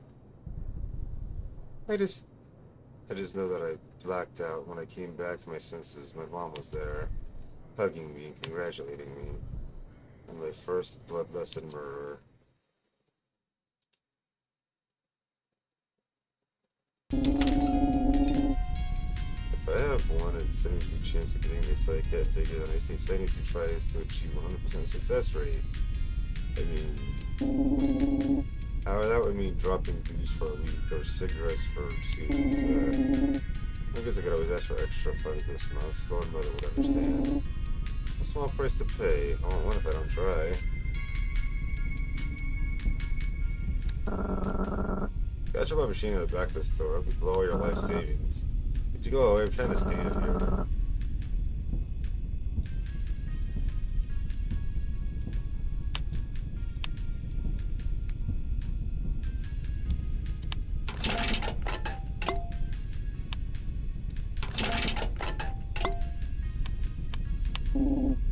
Just gotta keep at it.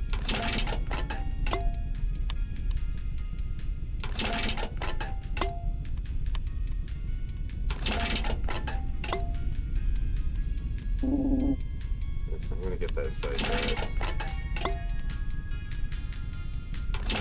Are we though?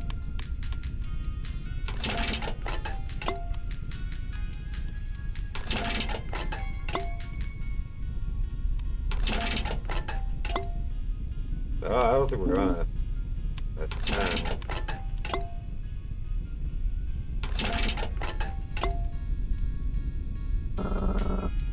Well, as long as you want to spend more money here, I guess. I didn't ask you.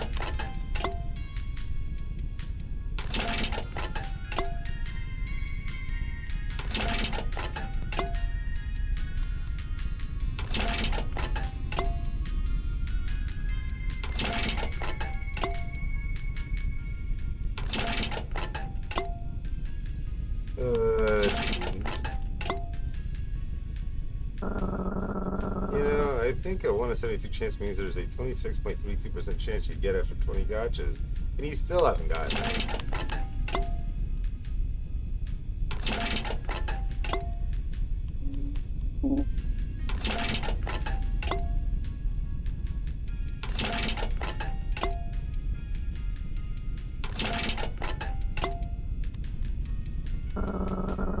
You really just come here every week to dump your money into that thing, huh?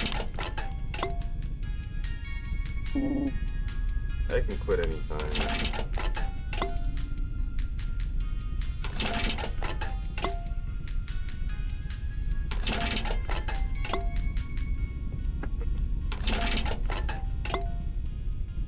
Can I, though? Really ought to just sue this store for fraud. There's no way I could have gotten a psychiatrist right now.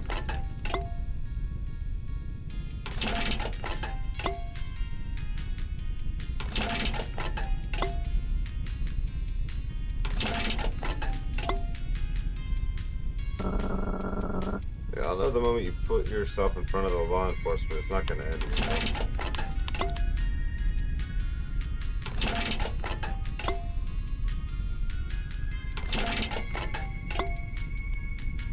Hey, we got it. Hell yeah, it only took what, 3,700 rooms? Totally worth it.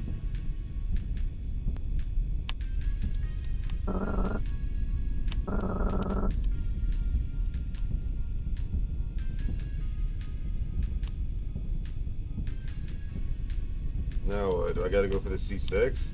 Oh no, there it goes.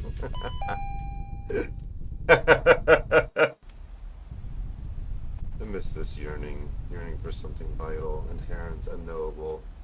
What are my insights lacking? There is an immense cavity, so immense it has its own gravitational pull. Everything centers around it, despite its imperceptibility. Me, my life, my haunting, you. Yes, you. The shadow who carved the empty space in me. You are the whole, the absence, the one whose presence continues to lurk on my back, moving my hands and hiding once the stillness thrown. Or rather, you are the excuse I give. Now that you're no longer here, I've come to realize that I have replaced you. In my own actions, my consequences, my betrayals and disappointments. Lying is violence. That's all violence really is at its core. In the mirror, those same piercing red eyes revel in it.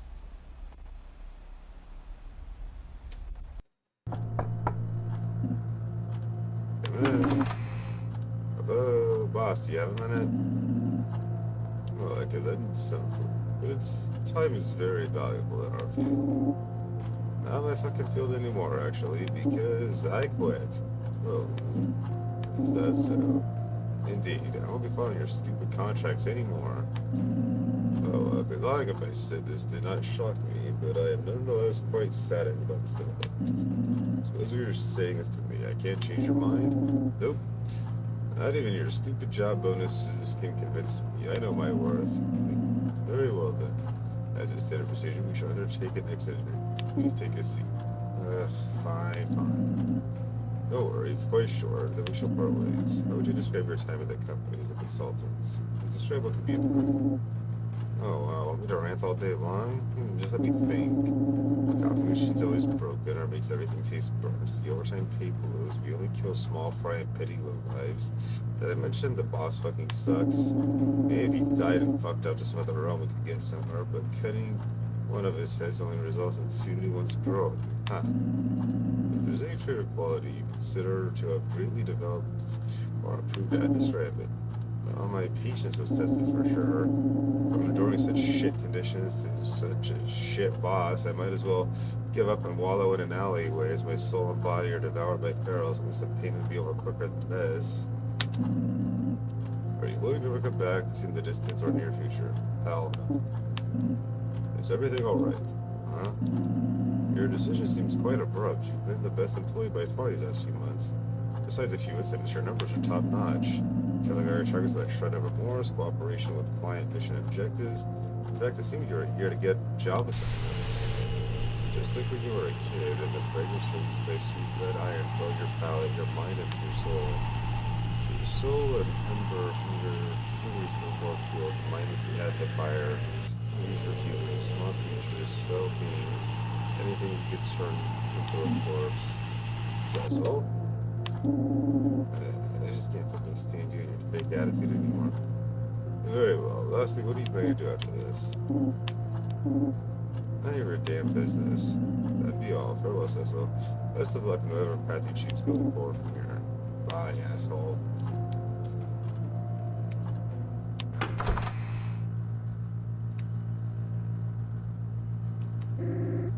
Mr. Cecil, you're really leaving us? Oh yeah, I'm out of this dingy office. I feel like you guys are much, but he's always very chipper, worked hard alleviating the burden of paperwork from the rest of us. Extremely dedicated, and his new appearance stirred the urge to give him a pat on the head. Pretty sure he's older than me though, and something always pulled me back from getting close to him. Look at how sad he is that we're quitting. Good riddance. I always knew you were too much of a wuss for this line of work. Oh, fuck off.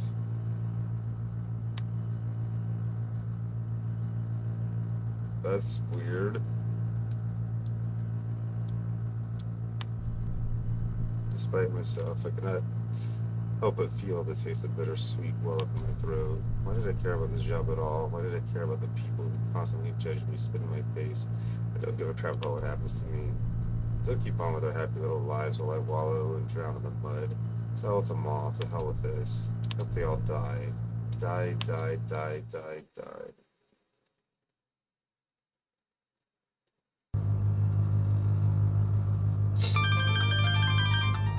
Ow, that's loud.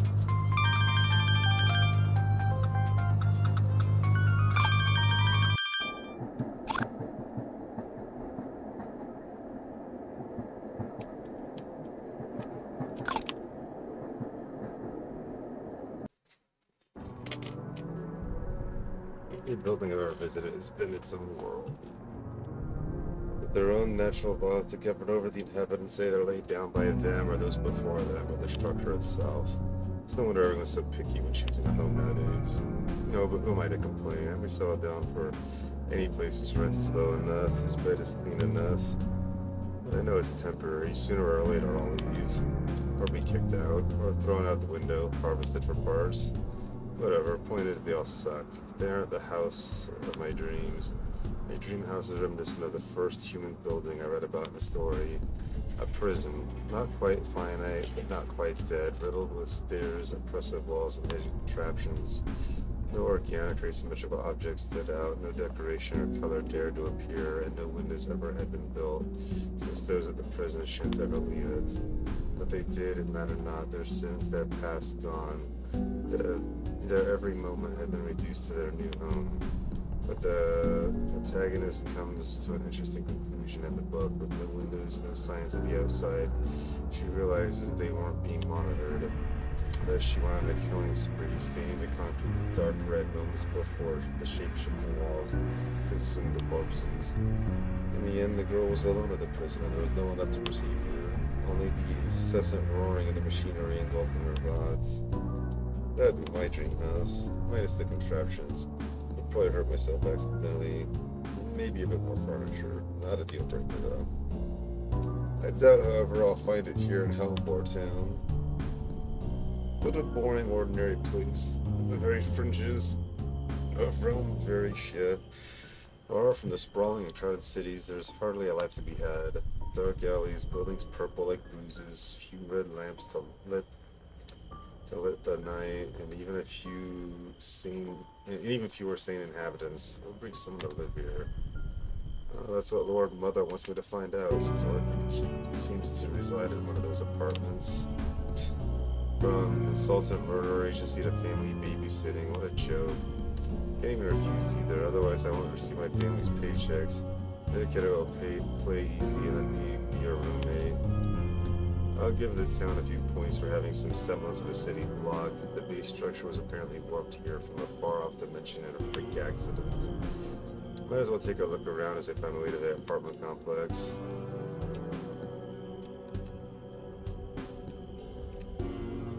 Lol, what? A little garden attached to a clinic full of flowers. The town namesake Hellbore Bloodvine and like how cozy Garish are up to plants is staggering. Didn't think there'd be a bubble tea shop here. My go-to order, blood bobu with an eye jelly. The train yard is silent. I guess it doesn't stop and by here very often. Figures.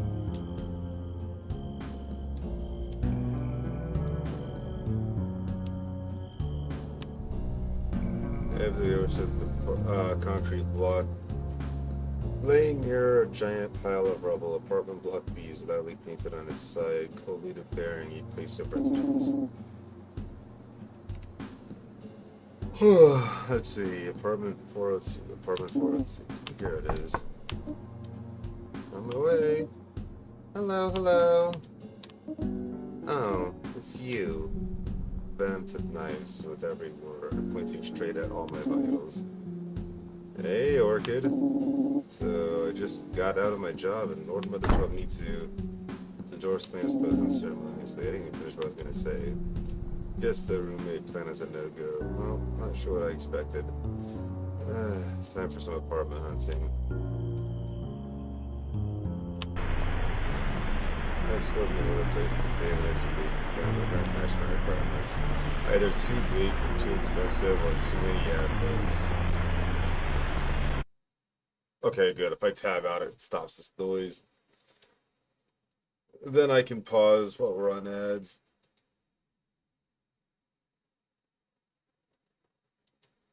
There really isn't a whole lot of game to this game. It's just reading this guy's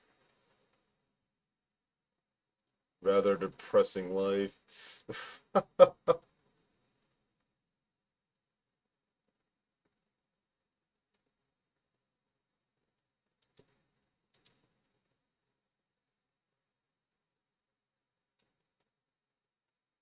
Mm.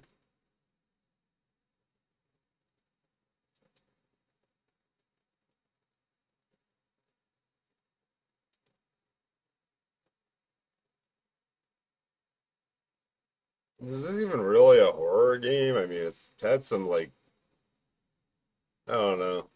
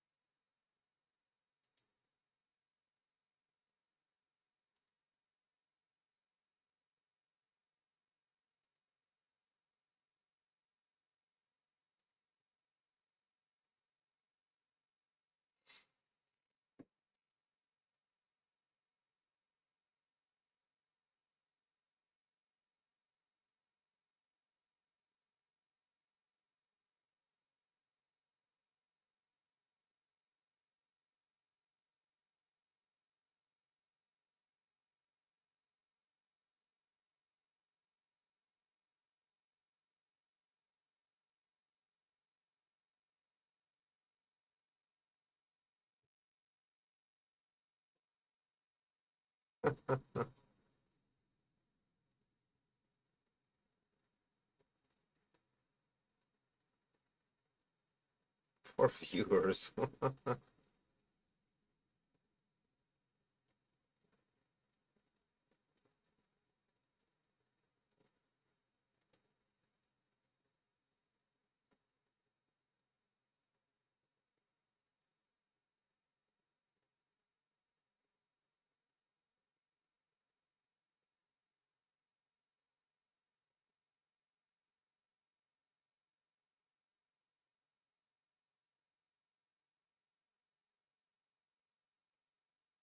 Alright, looks like ad break's done. New expense too big, too small. Okay, I wish I could just stay in that creepy hotel. One of said houses had been a close candidate that was loud, louder than my thoughts, which meant they could no longer bother me. Perfect. The general aesthetic was quite bland, resembling a TV screen with channels on. It might be what creates the white noise. Oh, well, I can endure an ugly living space. My hookups will probably be too drunk to care at all. My only worry left was how it affected my sleep, but it had slept at worse places. I was willing to give up hours of sleep just to get this one over with. But just when I was about to sign the lease, I noticed it. The small print, my worst nightmare. A stranger of a roommate. Hey, so you the new guy? Staying with you from behind my boys. Turned back and saw them. Gosh, can't wait to get to know you better. You seem like a fellow connoisseur of puzzles too. You'll greatly enjoy my collection then. They could have finished the sentence and said, "Oh, we dropped the pen and started running. Hoping I never experienced such a horrific thing."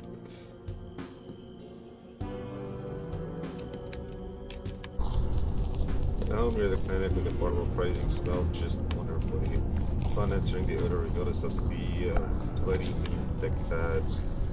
Oh my, this was a carcass home, implemented by a certain Mr. Doors to infinity. These harken back to sensations that human first experiences in life.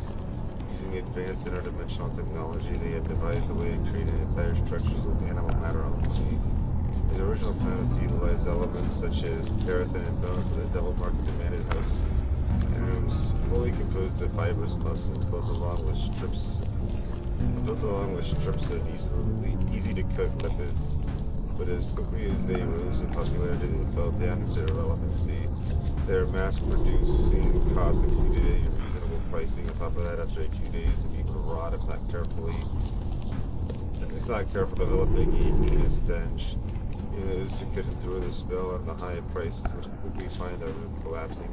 Turns out biting and nibbling house walls ain't wise if you want it to last. The summit remained standing as proven in front of me. What a sight to behold.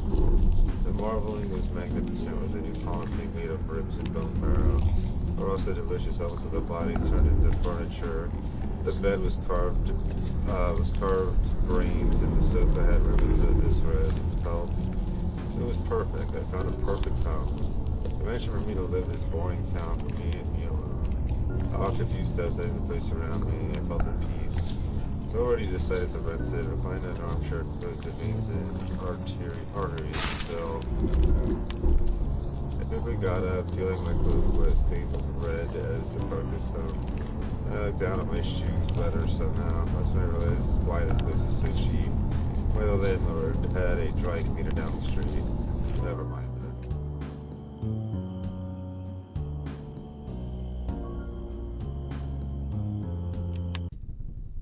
Unbeknownst to me, this is the last house was a place believed to be fictional, a fairy tale told with young devils. Hell. But not the hell that I've been warned about. There was no torture contraptions, no fellow sinners screaming along me. The furnishings were perfectly clear and ordinary. The room had the look of a showroom or television prop set, a subtle fake atmosphere to everything. That was the first giveaway. An immense dreadful sensation traveled through my bones, akin to the caterpillar slowly munching and growing inside me. I closed my eyes, trying to calm myself down. It's just a stupid apartment floor with a stupid lamp, a stupid sofa, a stupid wall paints, and stupid pricing. Wait, why am I still seeing everything? Opened my eyes again, quickly discovering there was no difference. Was I dreaming? Had I suddenly died? My immediate instinct was to run. But behind me there was no door anymore. I spent the next 3 minutes or 3 hours panicking and trying to leave that abode most foul, incapable of pertaining to this reality.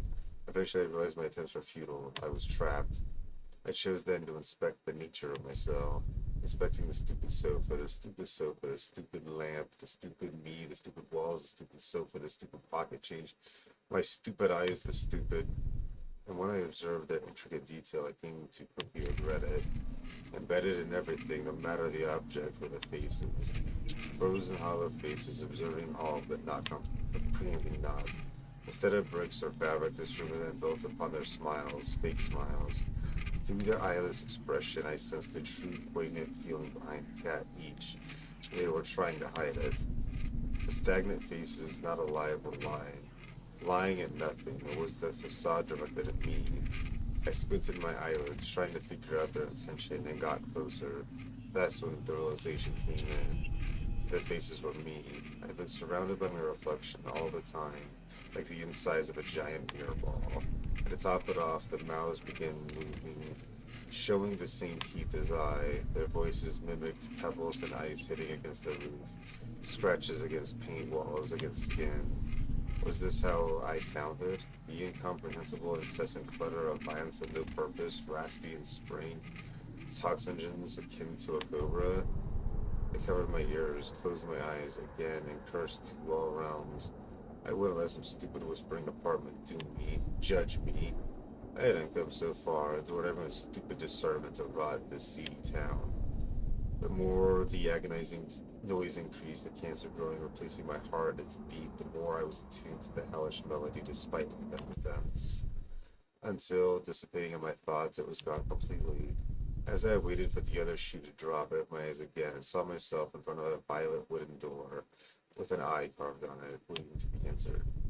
There was nothing more frightening than a closed door, said it came once, but why? Mere fear of the unknown? Probably. We create our worst nightmares, our own traps. Everything beyond our vision is possible, likely to occur.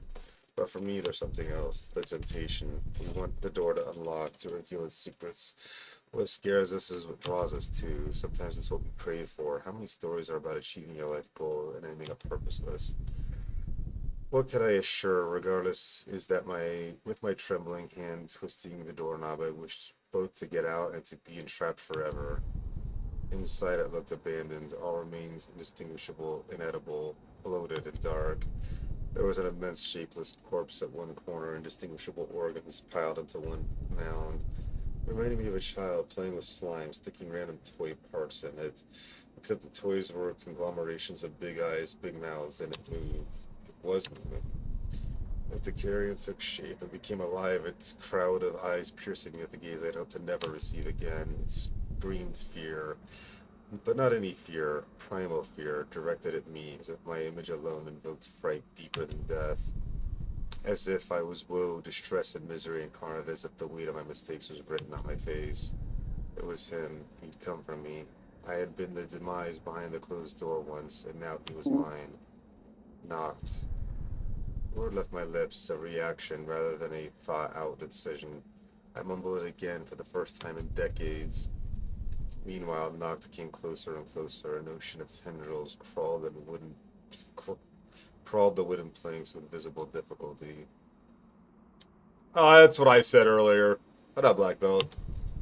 My head spinned frantically. I was remembering the cat that was his. Was it? I was remembering the cat. That was it, right? His soul had been alive all this time, and now he had acquired a new body. I stared at his million eyes again. Fear was there, yes, but confusion accompanied it, not fear. I'd misread him. Wow, what an idiot I was. Such stupidity elicited in me a laughter. What I can imagine led to more confusion for the creature. With my confidence regained, I headed towards the exit, however something stopped. The monstrosity had extended one of its limbs and reached my heel. A viscous muscle coated fully of slime. The image of a land squid popped in my mind. And then, with only one mouth, it spoke. Help. Help. My bad, I got the wrong apartment. Sorry for barging in. I'll just be on my way now. Please, help me. Don't leave. I'm so cold. Please, I don't want to die. I don't know what happened. I swear, please, please. Thing suddenly was yelling frantically, finding its voice. The squid arm refused to let go. Okay, just stop. Alright, I'll at least hear you out. No guarantees, though. Damn near broke. I'm pretty much homeless at the moment. Working on fixing that. But hey, I guess we'll be neighbors soon enough. Do you know me? Are you famous or something? I'm afraid I don't have any Wraith friends. Maybe you're confusing me for another plain blonde guy. I just thought you said my name, so... Wait, Hogged? Is that your... Oh, no, that's not quite it. It's chillin'. Chillin's good. A second brief panic subsided, thankfully. I don't quite remember, but Knocked sounds pretty close. You can just call me Knocked then. So, you've got amnesia? What a bad liar I was. Its eyes flitted nervously everywhere. He refused to focus on mine. Hesitation, trembling, a slight sheepish retreat into himself. Very much inexperienced and seriously, go away.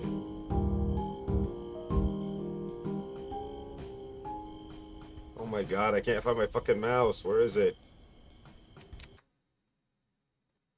Go away. Very much inexperienced and uncomfortable, an abandoned weakling, former human guy most likely, but abandoned by who, by what? Obviously wishing to hide away that past. I guess that makes sense. All the weird organ and soul corruption from dimensional hopping has gotta mess you up, I'm sure. Not what happened to me. I still don't really understand this wretched body. Oh, I know the gist of things. Buddy, you're fine. Don't worry about it. I've seen plenty of way uglier bugs back in Stygian City. Might as well buy a lottery ticket. Gotta say though, rays that still retain enough of themselves to talk to are pretty rare. And What a neat little find in this otherwise boring town.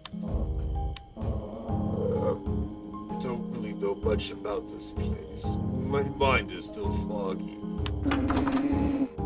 Take a seat, friends. Or, wait, are you already seating? Who cares? Regardless, try resting. Might take a while to get you in the loop of this world. And if the hour runs late, I'll tell you what.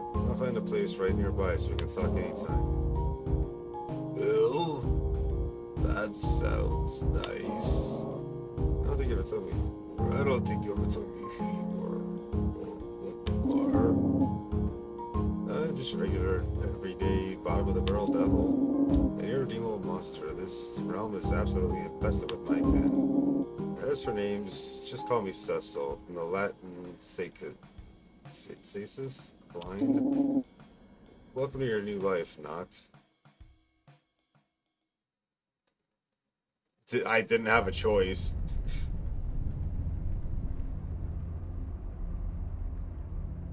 It was part of the... This game, as far as I could tell, there's no choices to be made. It's just go do what it tells you to do and read what happens.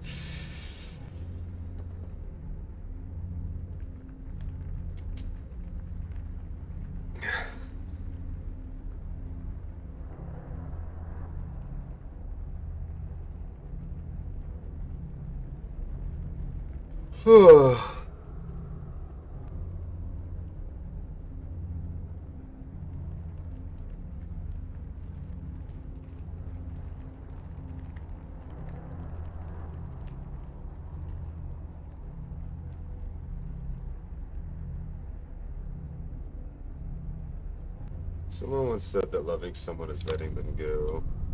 Bullshit. I don't want to let you go. I want whole ownership of you and for you to have it of me. I want you intertwined with my core, a tangle of thorny vines surrounding a tree, feeding off the sap. I need you to depend on me, same as I depend on you. Isn't that true love? To not care about the world, about my person, or you? Love is knowing you choose me every single day and never giving that up. Love is all, is each of your cells I taste, each emotion that has your name, all the hours killed alongside you. Love is your nightmares woven in the fear I always wear. Love is an unclosed wound impossible to ignore. Love is how the goodbyes are more memorable than anything with you. My brain can't even come close to replicating the feeling of those moments, and I frantically resort again and again to distractions, nibbling my fingertips, tears, and broken knuckles.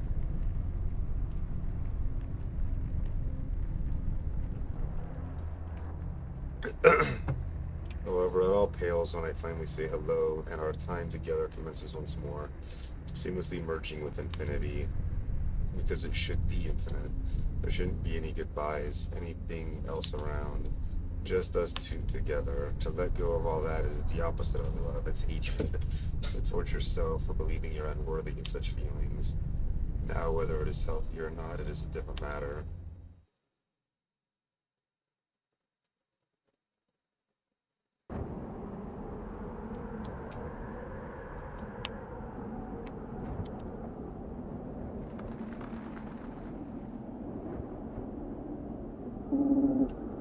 Hey, fancy seeing you out here, Orchid.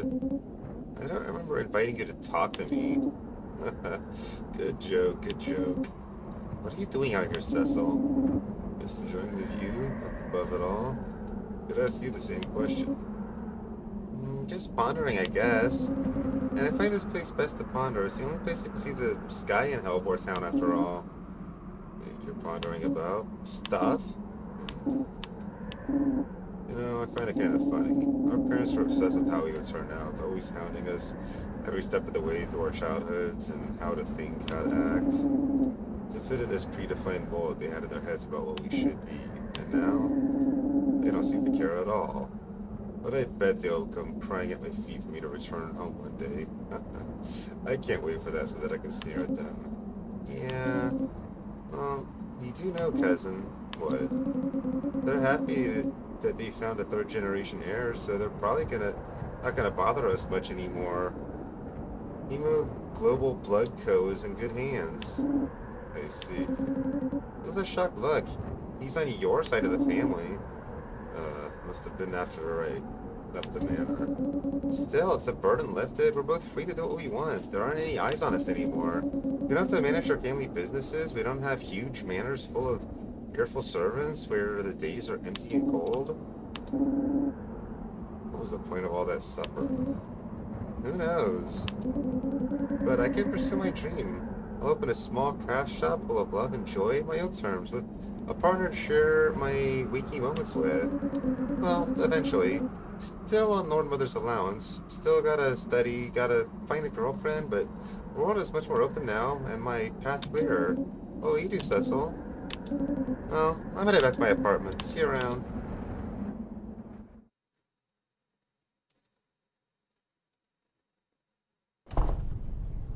Every day, listlessly wandering through these memories, retracing my steps as Dan calls, wallowing in self-pity, what could have been, what should have been, my own folly of inaction upon inaction upon inaction.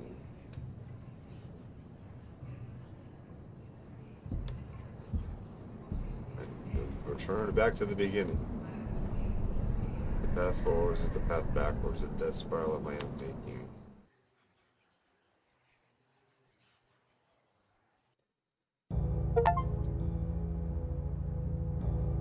That was it, apparently.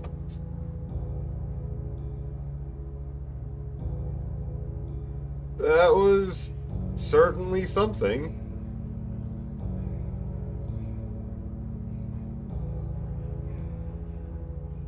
Not sure what that was, but that was something.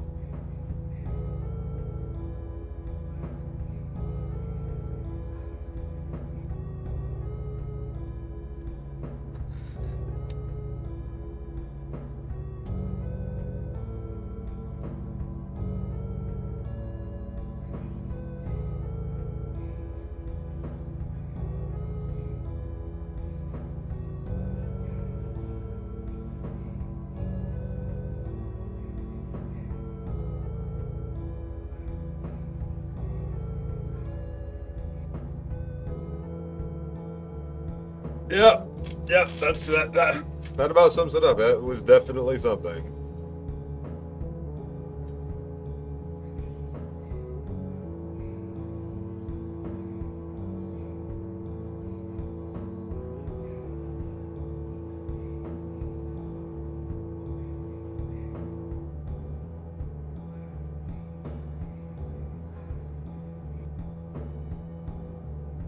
Oh.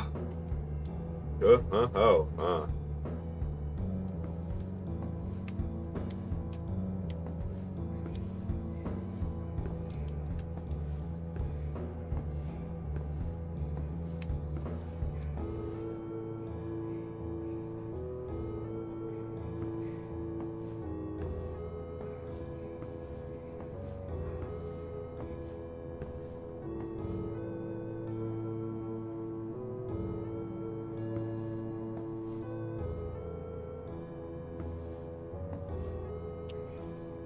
We're seeing it all through to the end. You walked alongside this short and steady experience until it reached its destination. You gave your time, your energy, and I appreciate it. I'm not good at saying things or writing things. Klaus is better at that. Well, goodbye, and take care.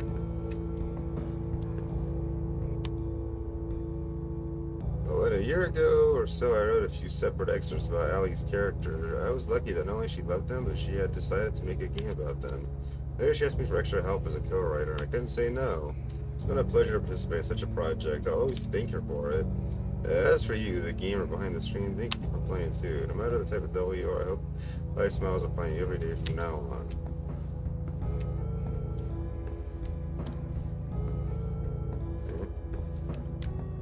No, I can't talk to the Nocta currently.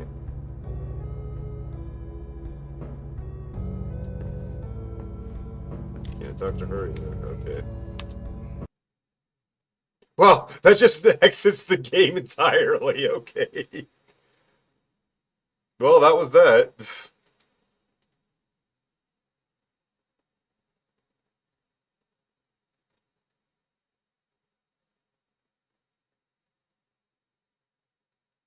Well, I missed 2 achievements: to defeat all police bots without taking damage and to annoy the cashier more than normal.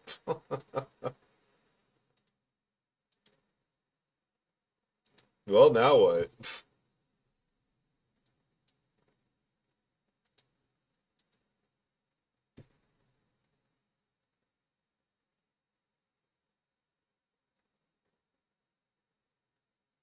Oh.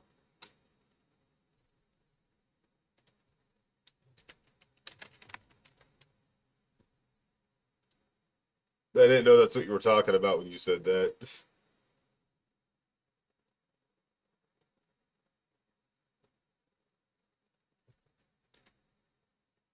Yeah.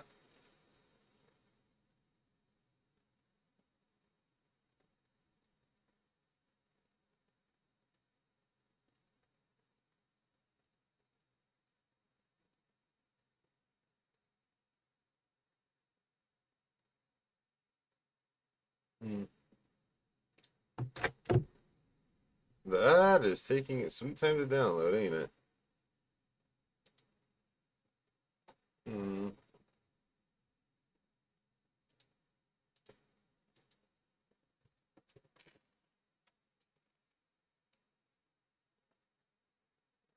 I wonder what today's gonna look like.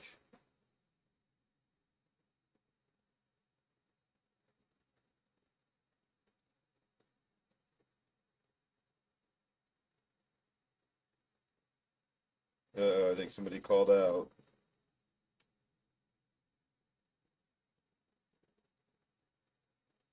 What the heck?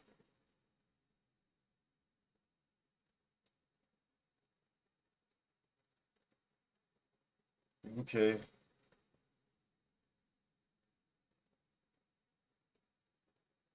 Well, that's just fine then.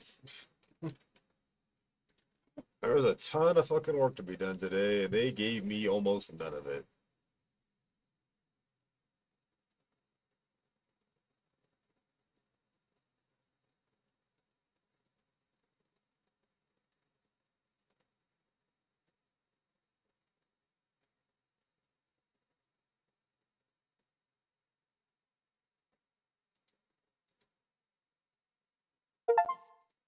There we go.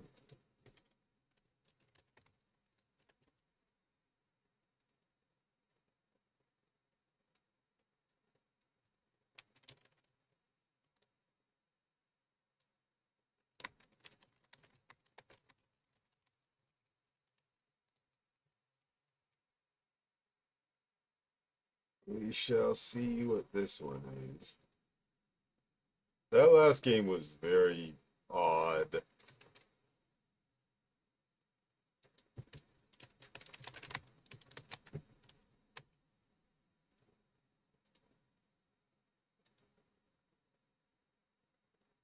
I'm not sure how I feel about that one.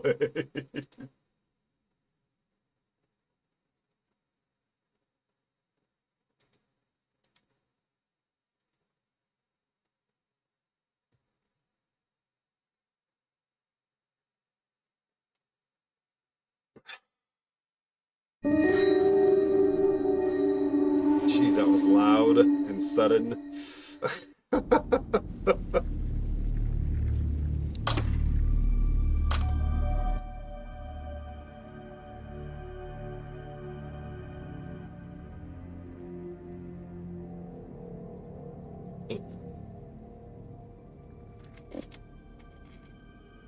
No, don't restore defaults. I don't want to do that at all. Limited full screen, definitely. I didn't say leave. Let's see what else. Subtitles. Motion blur off.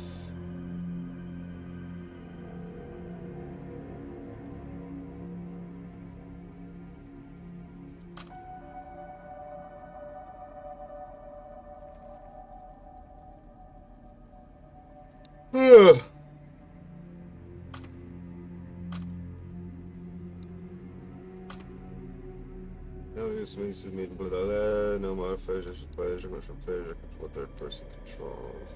Yeah. Wait, what? Oh, confirm difficulty. There we go. Yeah. Just get on with it already.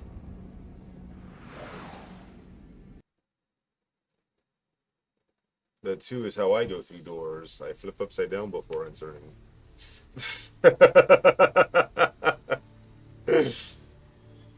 happened at Archdale Castle. Please help! I heard an explosion and then these things they started coming. I don't know. They're going to get me. Might have turned that down a little too much. I don't want to die. They're here. Please help us.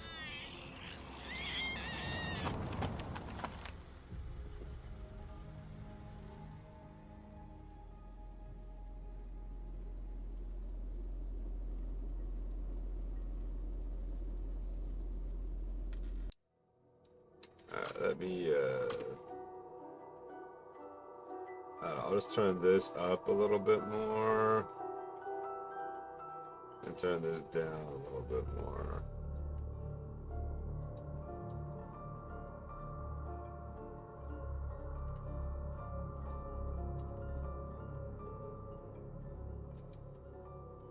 Oh, it's not really a voice volume, so it's kind of like, I don't know.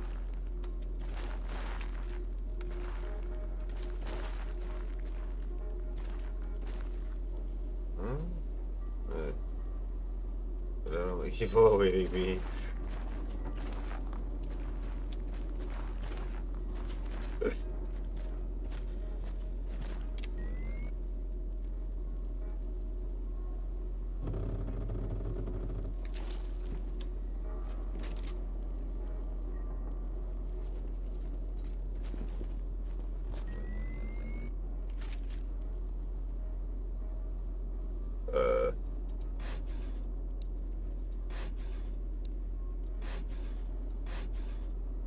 Peasants.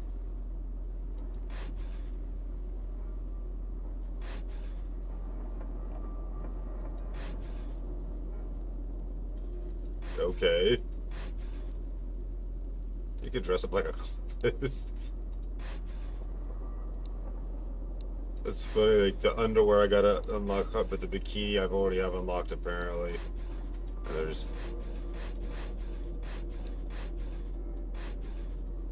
funny costume, what the fuck?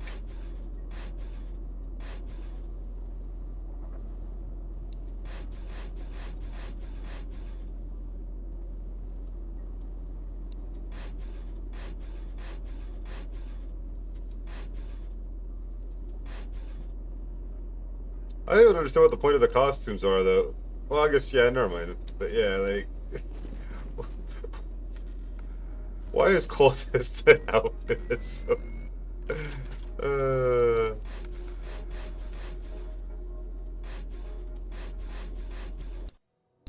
Yeah, sure, why not?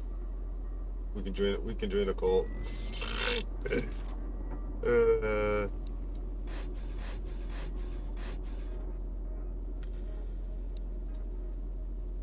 just for laughs, why not?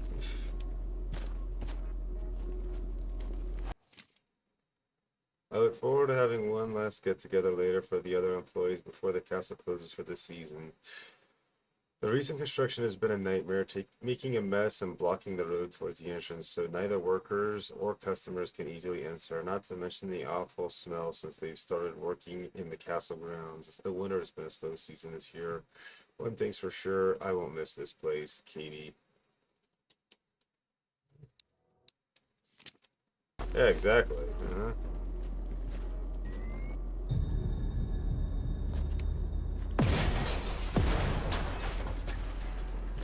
The fuck happened outside? Oh, my car's on fire too. Lovely.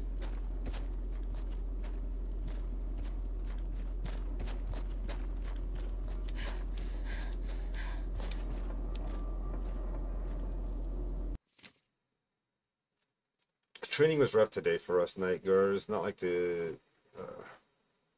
and not like usual. It's as if they think this place becomes full of monsters when everyone leaves. They give us weapons and taught us self-defense. Unholster your weapon, aim, fire, you're out of ammo. Make them fists talk. The biggest crime I've seen here is a little bit of graffiti and litter. All this money on equipment when a quick shout through the forest is enough to make these kids run. They even place supply crates all over the castle grounds. I haven't used the supplies, but they sure make good target practice.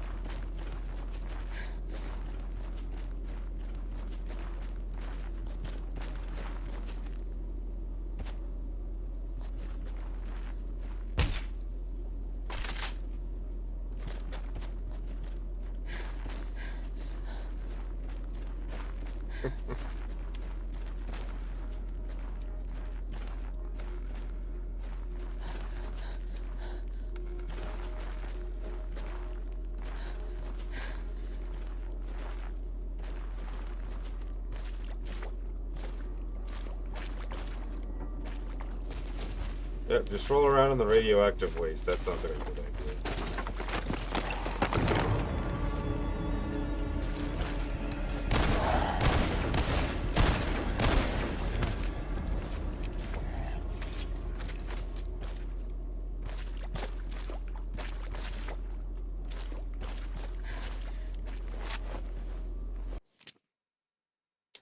Attention all site personnel, it's evident this site resembles a labyrinth of rubble, tires, and debris. Please exercise extreme caution as you navigate through the chaos. We're doing our utmost to tidy up, but for now it's essential to crouch, roll, and overall watch your step. Additionally, you'll notice scattered medical supplies for anyone in need. Safety is our top priority, so don't hesitate to utilize them if required. Let's work together and keep the site safe and functional. Your cooperation is greatly appreciated. Stay safe, Site Manager Donna.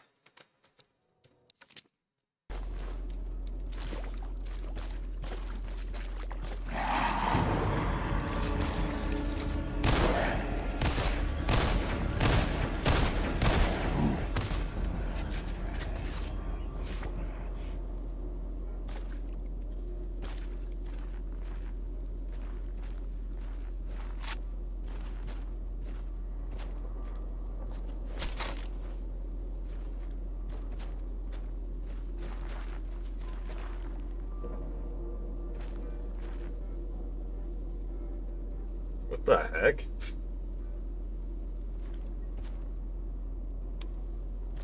I guess that is the back, but that's a weird spot for that. Jazzy, appreciate the alert, dude. Hope you're doing well.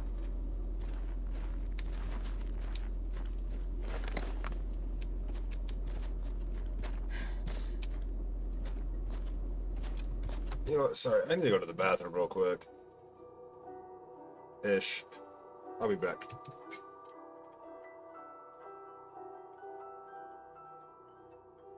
Stop, don't come back.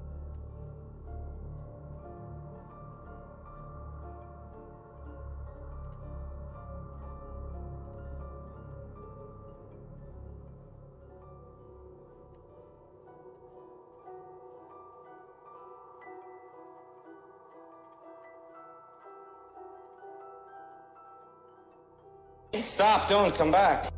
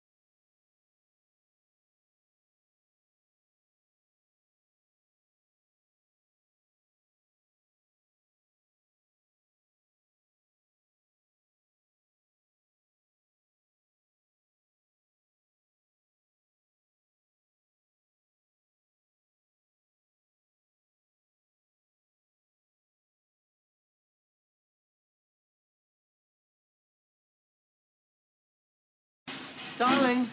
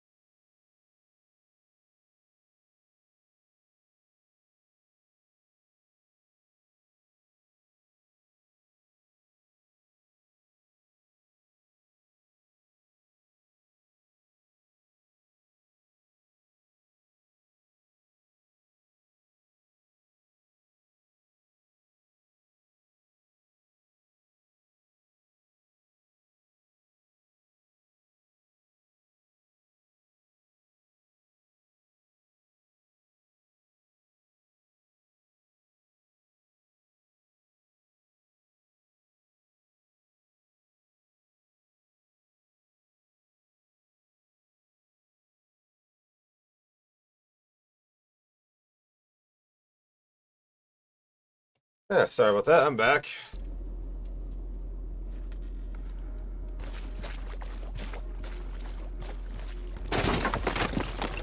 Oh, not going back that way.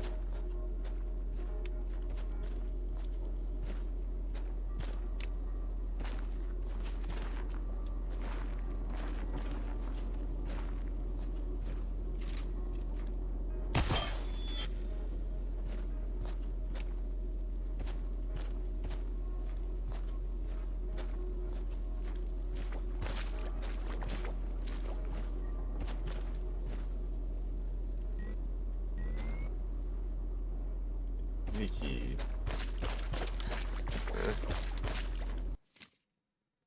I've completed the task. The explosives are set across the bridge. Thirsty work. Hope these toilets still work. After finishing, I searched for the rest of the crew to confirm our next steps, but they were nowhere to be found. I presume they must have left already, though it feels strange not to have seen them go. As per our instructions, I'm now locking the key to the grounds. The key's on me, and I will destroy it as requested. Operative Charlie. You okay, dear? Shame!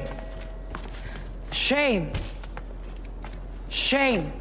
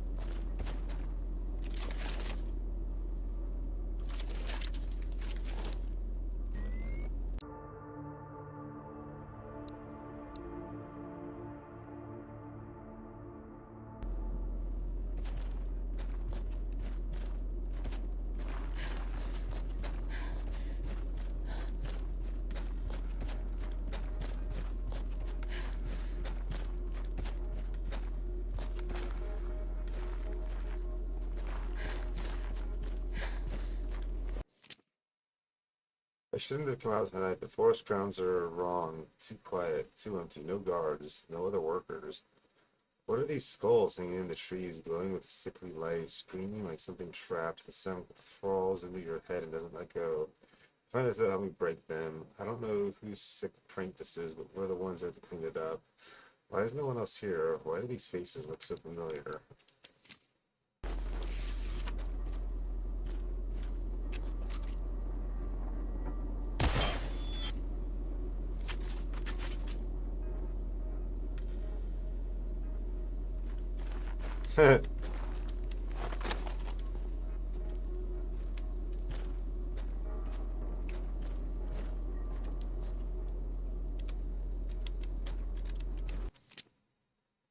The ladder takes me up higher, whilst the stars fall down. The tree remains straight as it's planted in the ground. Okay, sure.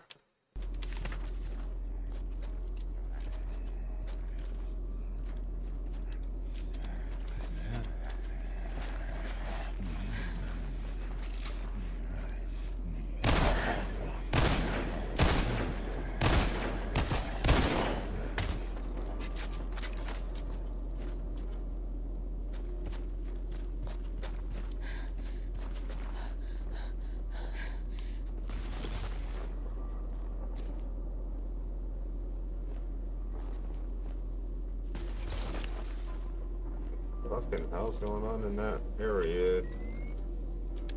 You need a key to the women's restroom, okay.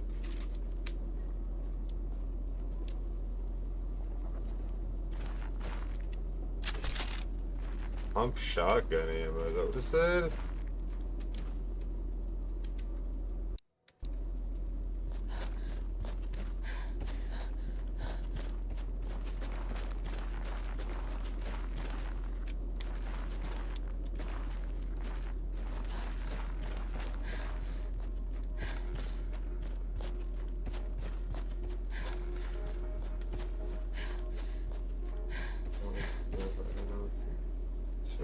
Stuck on CD keys.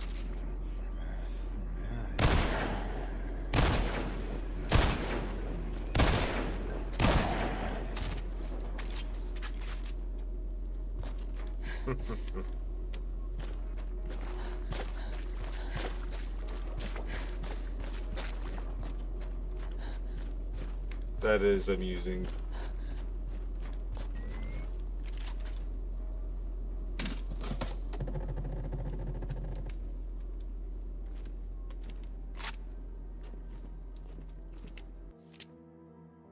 I heard more noises by the castle entrance tonight. Whenever I get there, the gate is closed and no one is in sight. Our job is to keep them pesky teens from hanging around here at night, but I'm not sure what I heard was them. Maybe a bear? You need to take any protection on my ship. My old shotgun is in the attic with a few shells. See you next week, Bobby.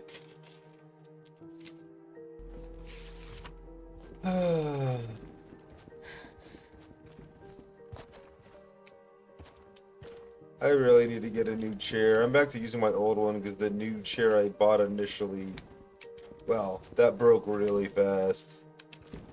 Not a good chair.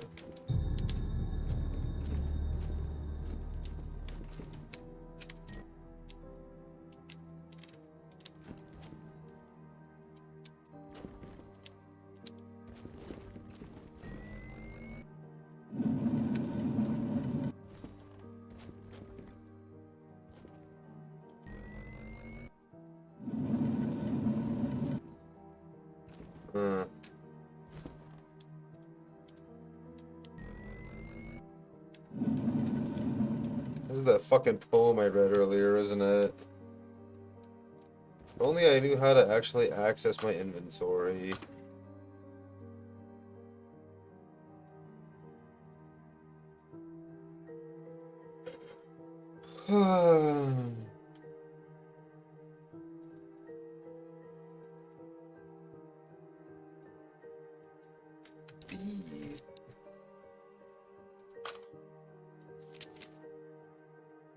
See here, as the stars fall down, the tree remains straight as it's planted on the ground. Okay, so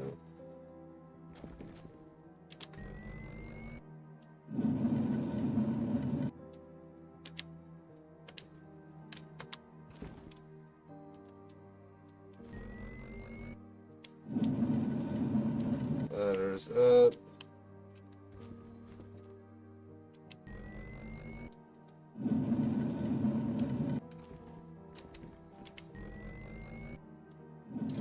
Stars down.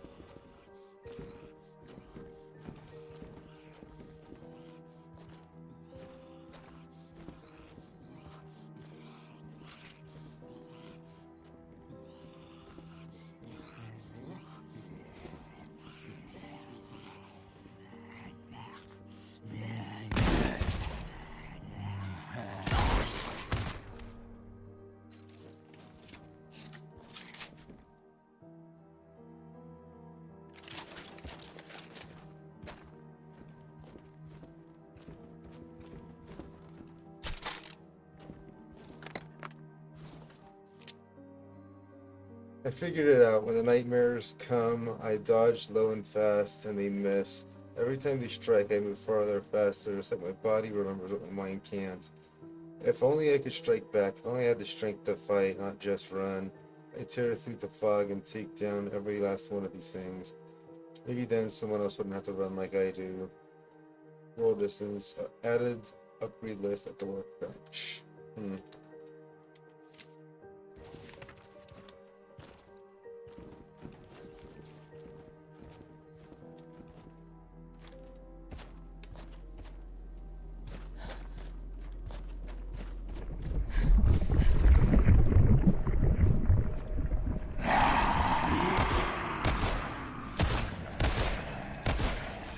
What the hell?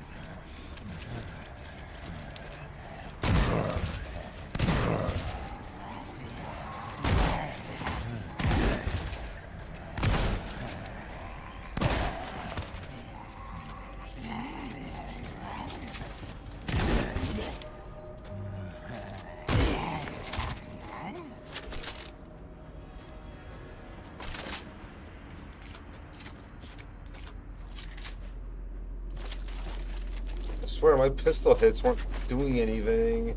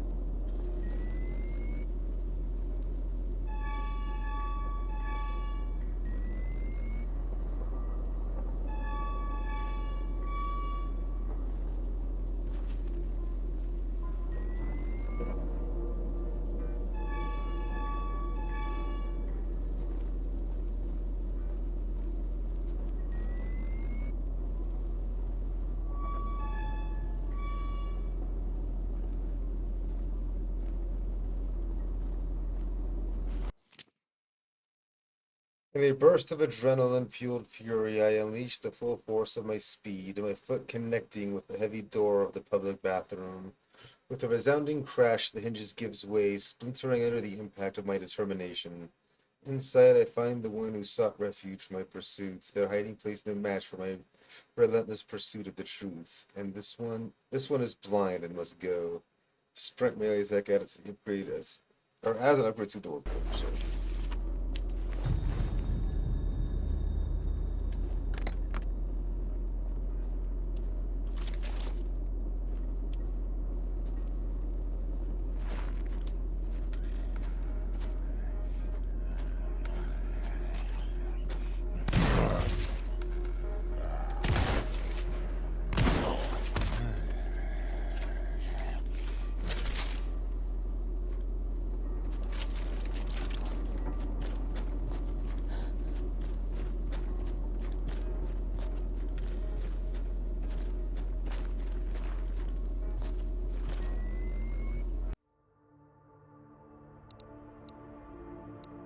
Mm.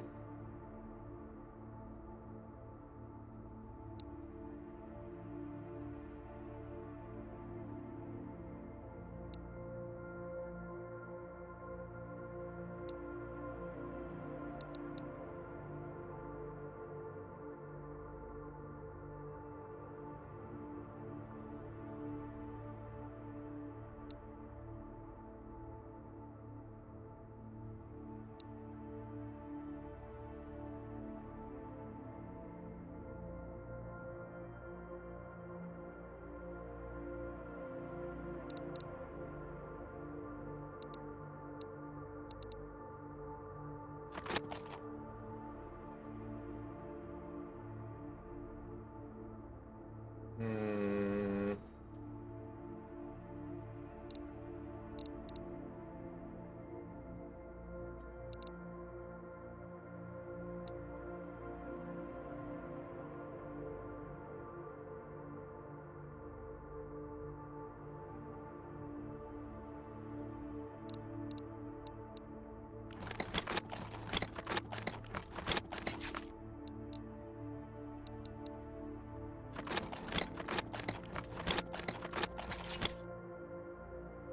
Yeah, I figure when in doubt, level up, full, damage from weapons.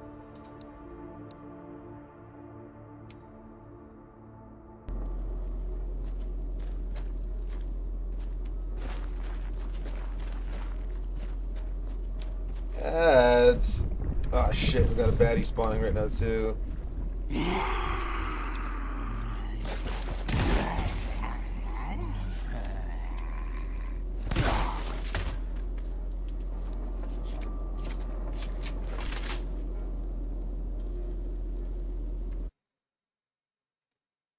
Yeah, we gotta deal with an ad break.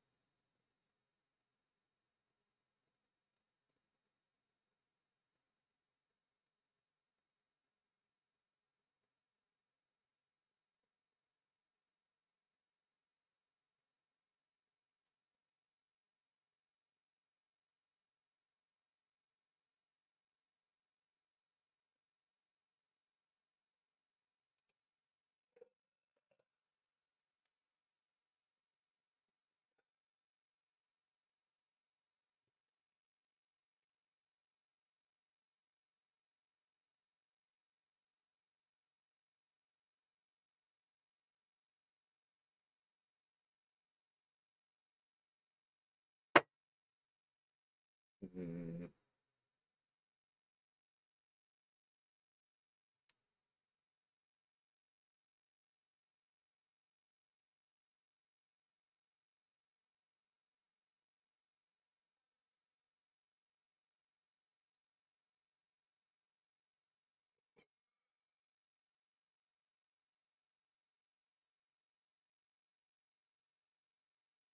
I'm gonna be having an ad break right now if not for the stupid crash earlier.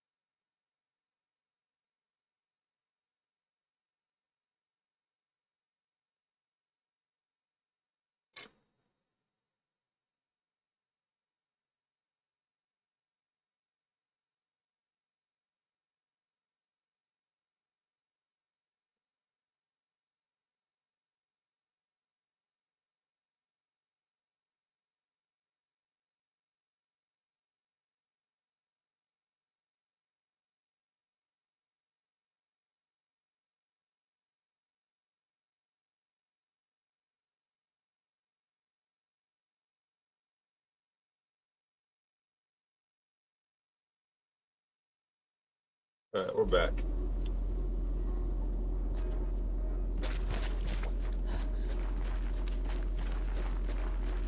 These weren't lit earlier.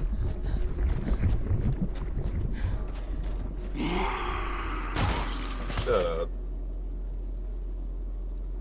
Oh. She really did.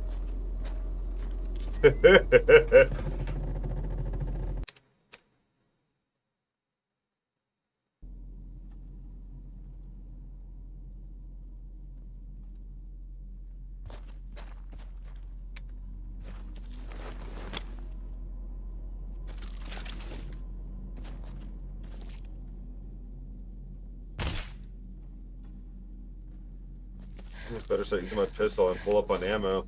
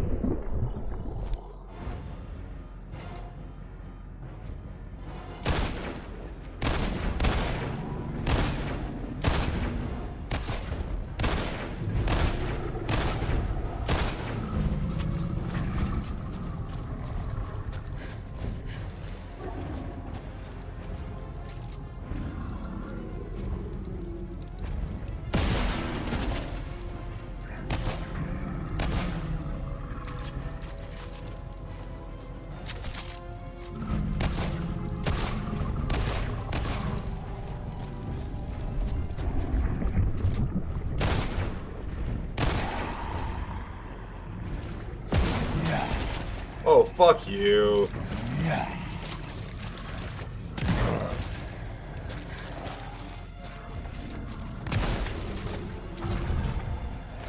Nope, nope, nope, nope, nope.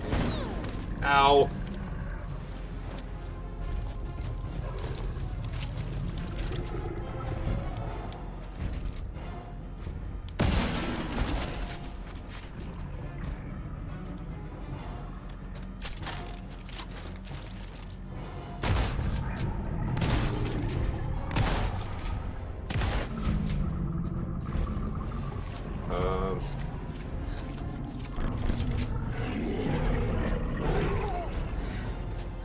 I don't know how to use a med kit.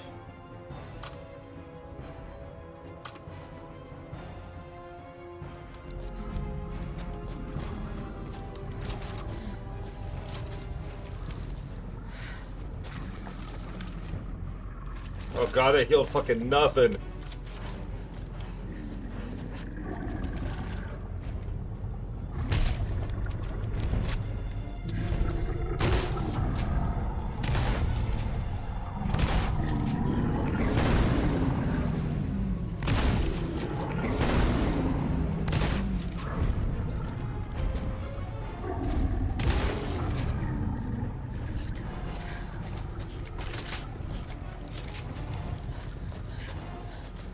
Oh.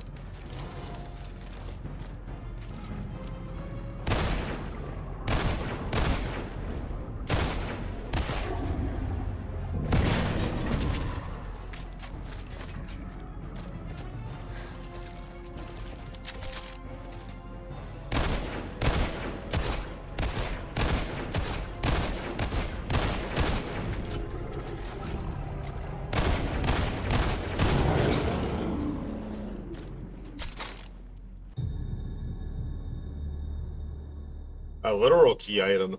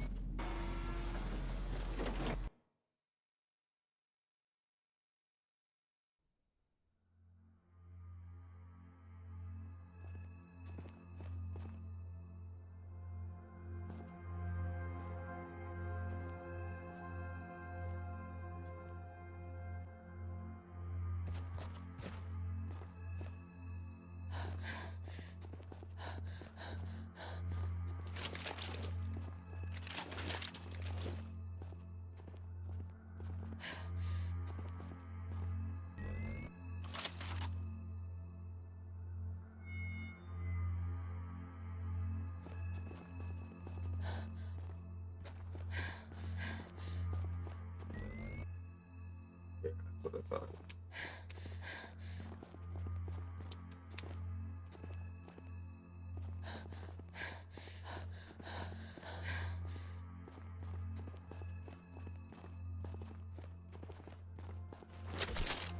Good position, I grabbed that.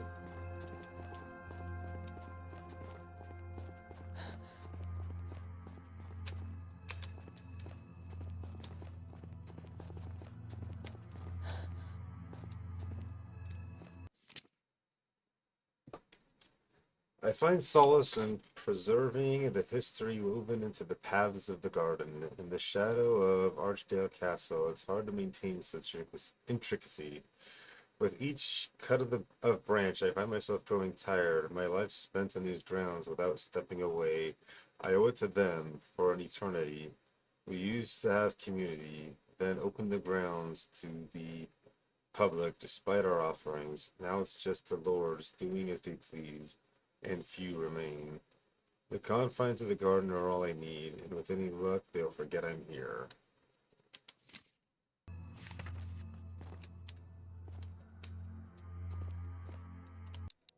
Something I just realized. I am a fool.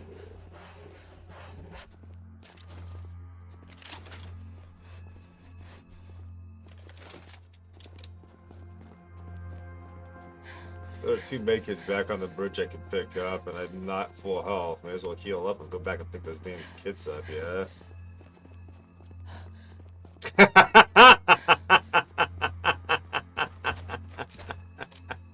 Oh, I can't go back. I should have done that earlier. Damn it.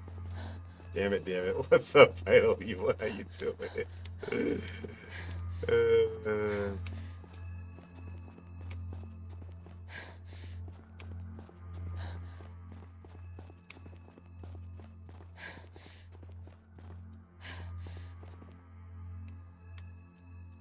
You know, waiting. That's tough.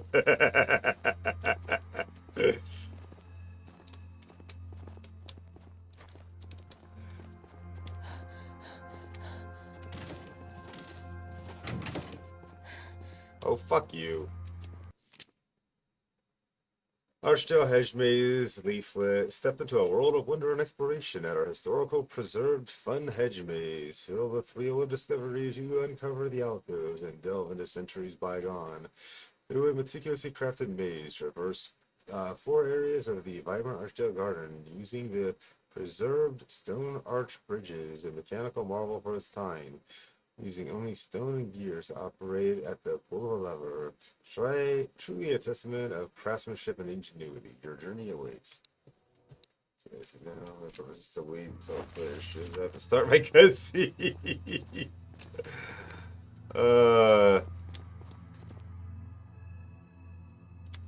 Do I fucking get it? Or, like, seriously?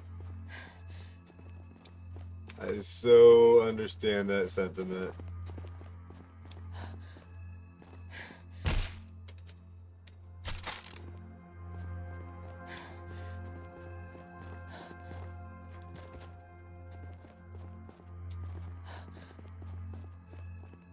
What you been up to, dude? Other than, you know, waiting.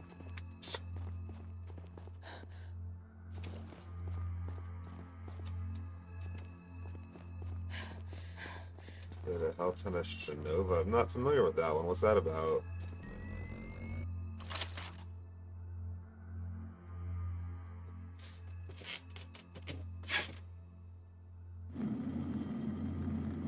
Apparently my love knows what that is.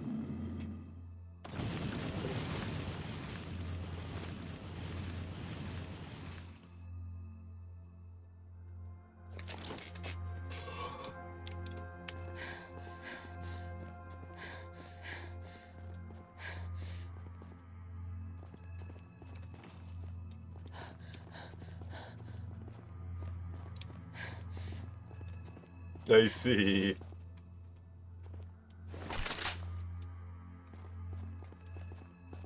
Is that a PvP game then, or?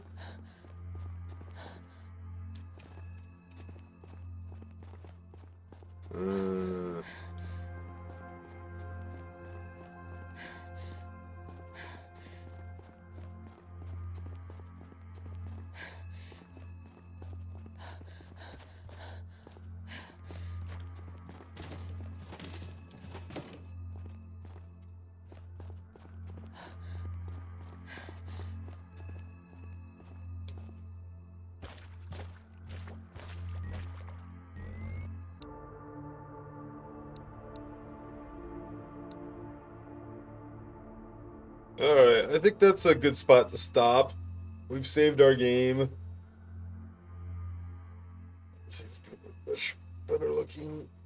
Even the art right now, ugly characters. Well, I mean, that's, let's be, well, clearly not made in the West then, right?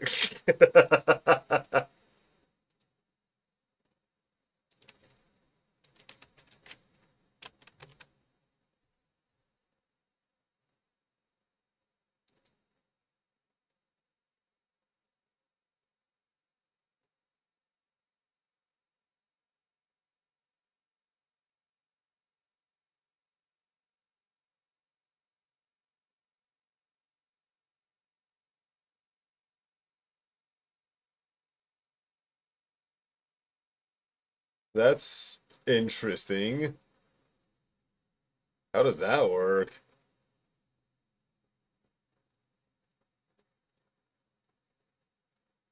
Understandable.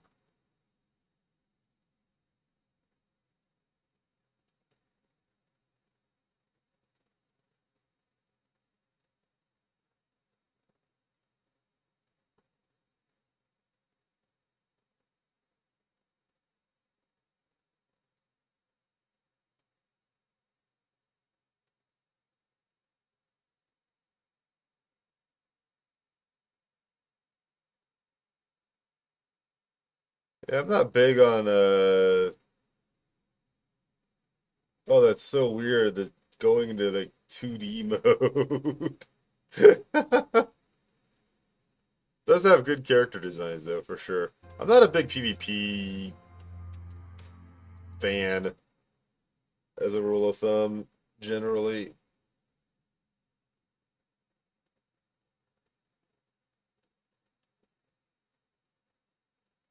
Eh,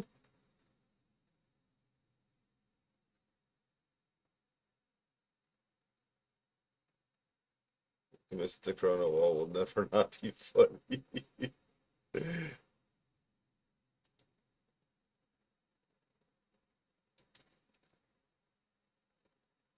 I mean, the price is right, that's for sure, because the hilarious thing to me about a lot of modern shooter games, especially Western ones, is ugly ass character designs and paying like $30 to $40 up front for the right to play them. You know?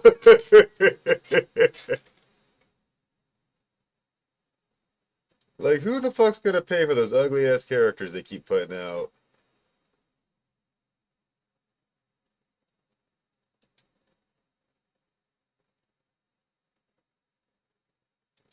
Yeah, free to play and attractive character designs.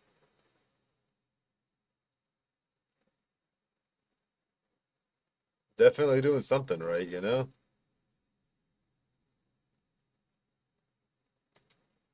I see, I see. Let's see who to raid.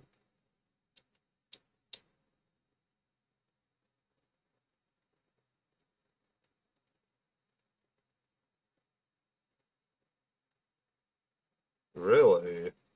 Hmm. Honestly, the only PvP games I've played since I started streaming were Dead by Daylight, which I'm never touching again, and Hunt Showdown, which I kind of low key miss. I haven't played that in a while either because there was, uh, I don't know, they did some updates recently that fucking consolified the UI that really annoyed me.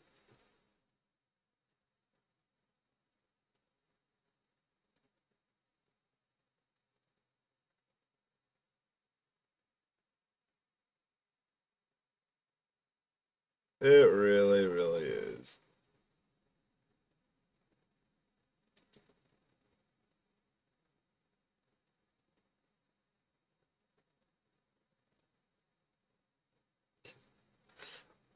I mean, I don't necessarily mind the gameplay of DBD generally. The problem I have with it, at least from the last time I played it, last time I streamed DBD, it was a 4 hour stream, and I spent literally all 4 hours queue into a game, get hit by the killer, wait until the goddamn killer fucking, or wait until I bleed out because the killer just stands on my body until I do.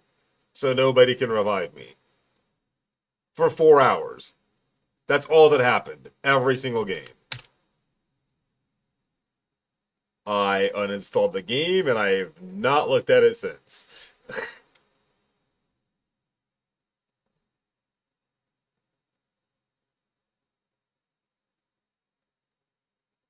Yeah, I thought so.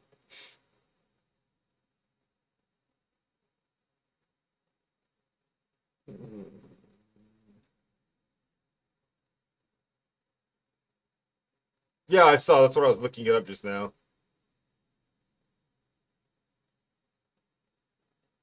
That's the only way I would check it out, honestly, as far as games as far as games are concerned, that if it's not on Steam, I'm not playing games on console. Like I have a PS5. I am not spending money on PlayStation ever again though. They can absolutely go to hell.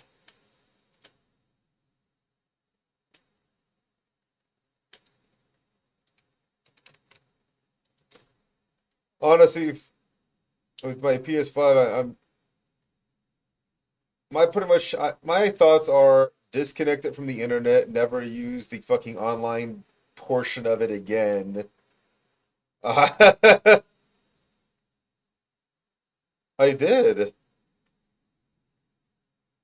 He was a good boy though.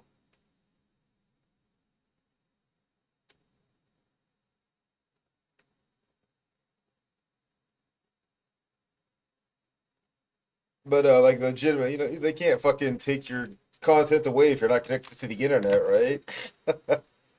Yeah, I appreciate it, SM. Yeah, we're gonna raid out. It's after 4. Just gonna send the raid out to my buddy Altek. He's playing League of Legends. He plays some other games too occasionally sometimes, but he plays a lot of PvP games, including League. He's a good dude though. Appreciate you guys coming and hanging out. It's been interesting. Yeah, for sure. We'll be back tomorrow night. I want to say finishing Stellar Blade. We're like in the end. Uh, we've gotten past the point of no return anyway, so I'm fairly confident we can knock it out in 4 hours. Uh, if we do, then we'll be jumping into AI Limit next. As the next Souls-like game we're gonna play through once that's done. Uh, yeah.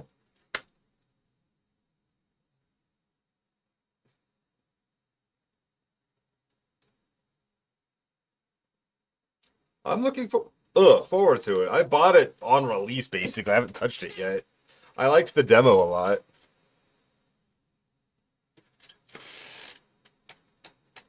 I'm not just starting the point of no return. I'm about an hour and a half in it.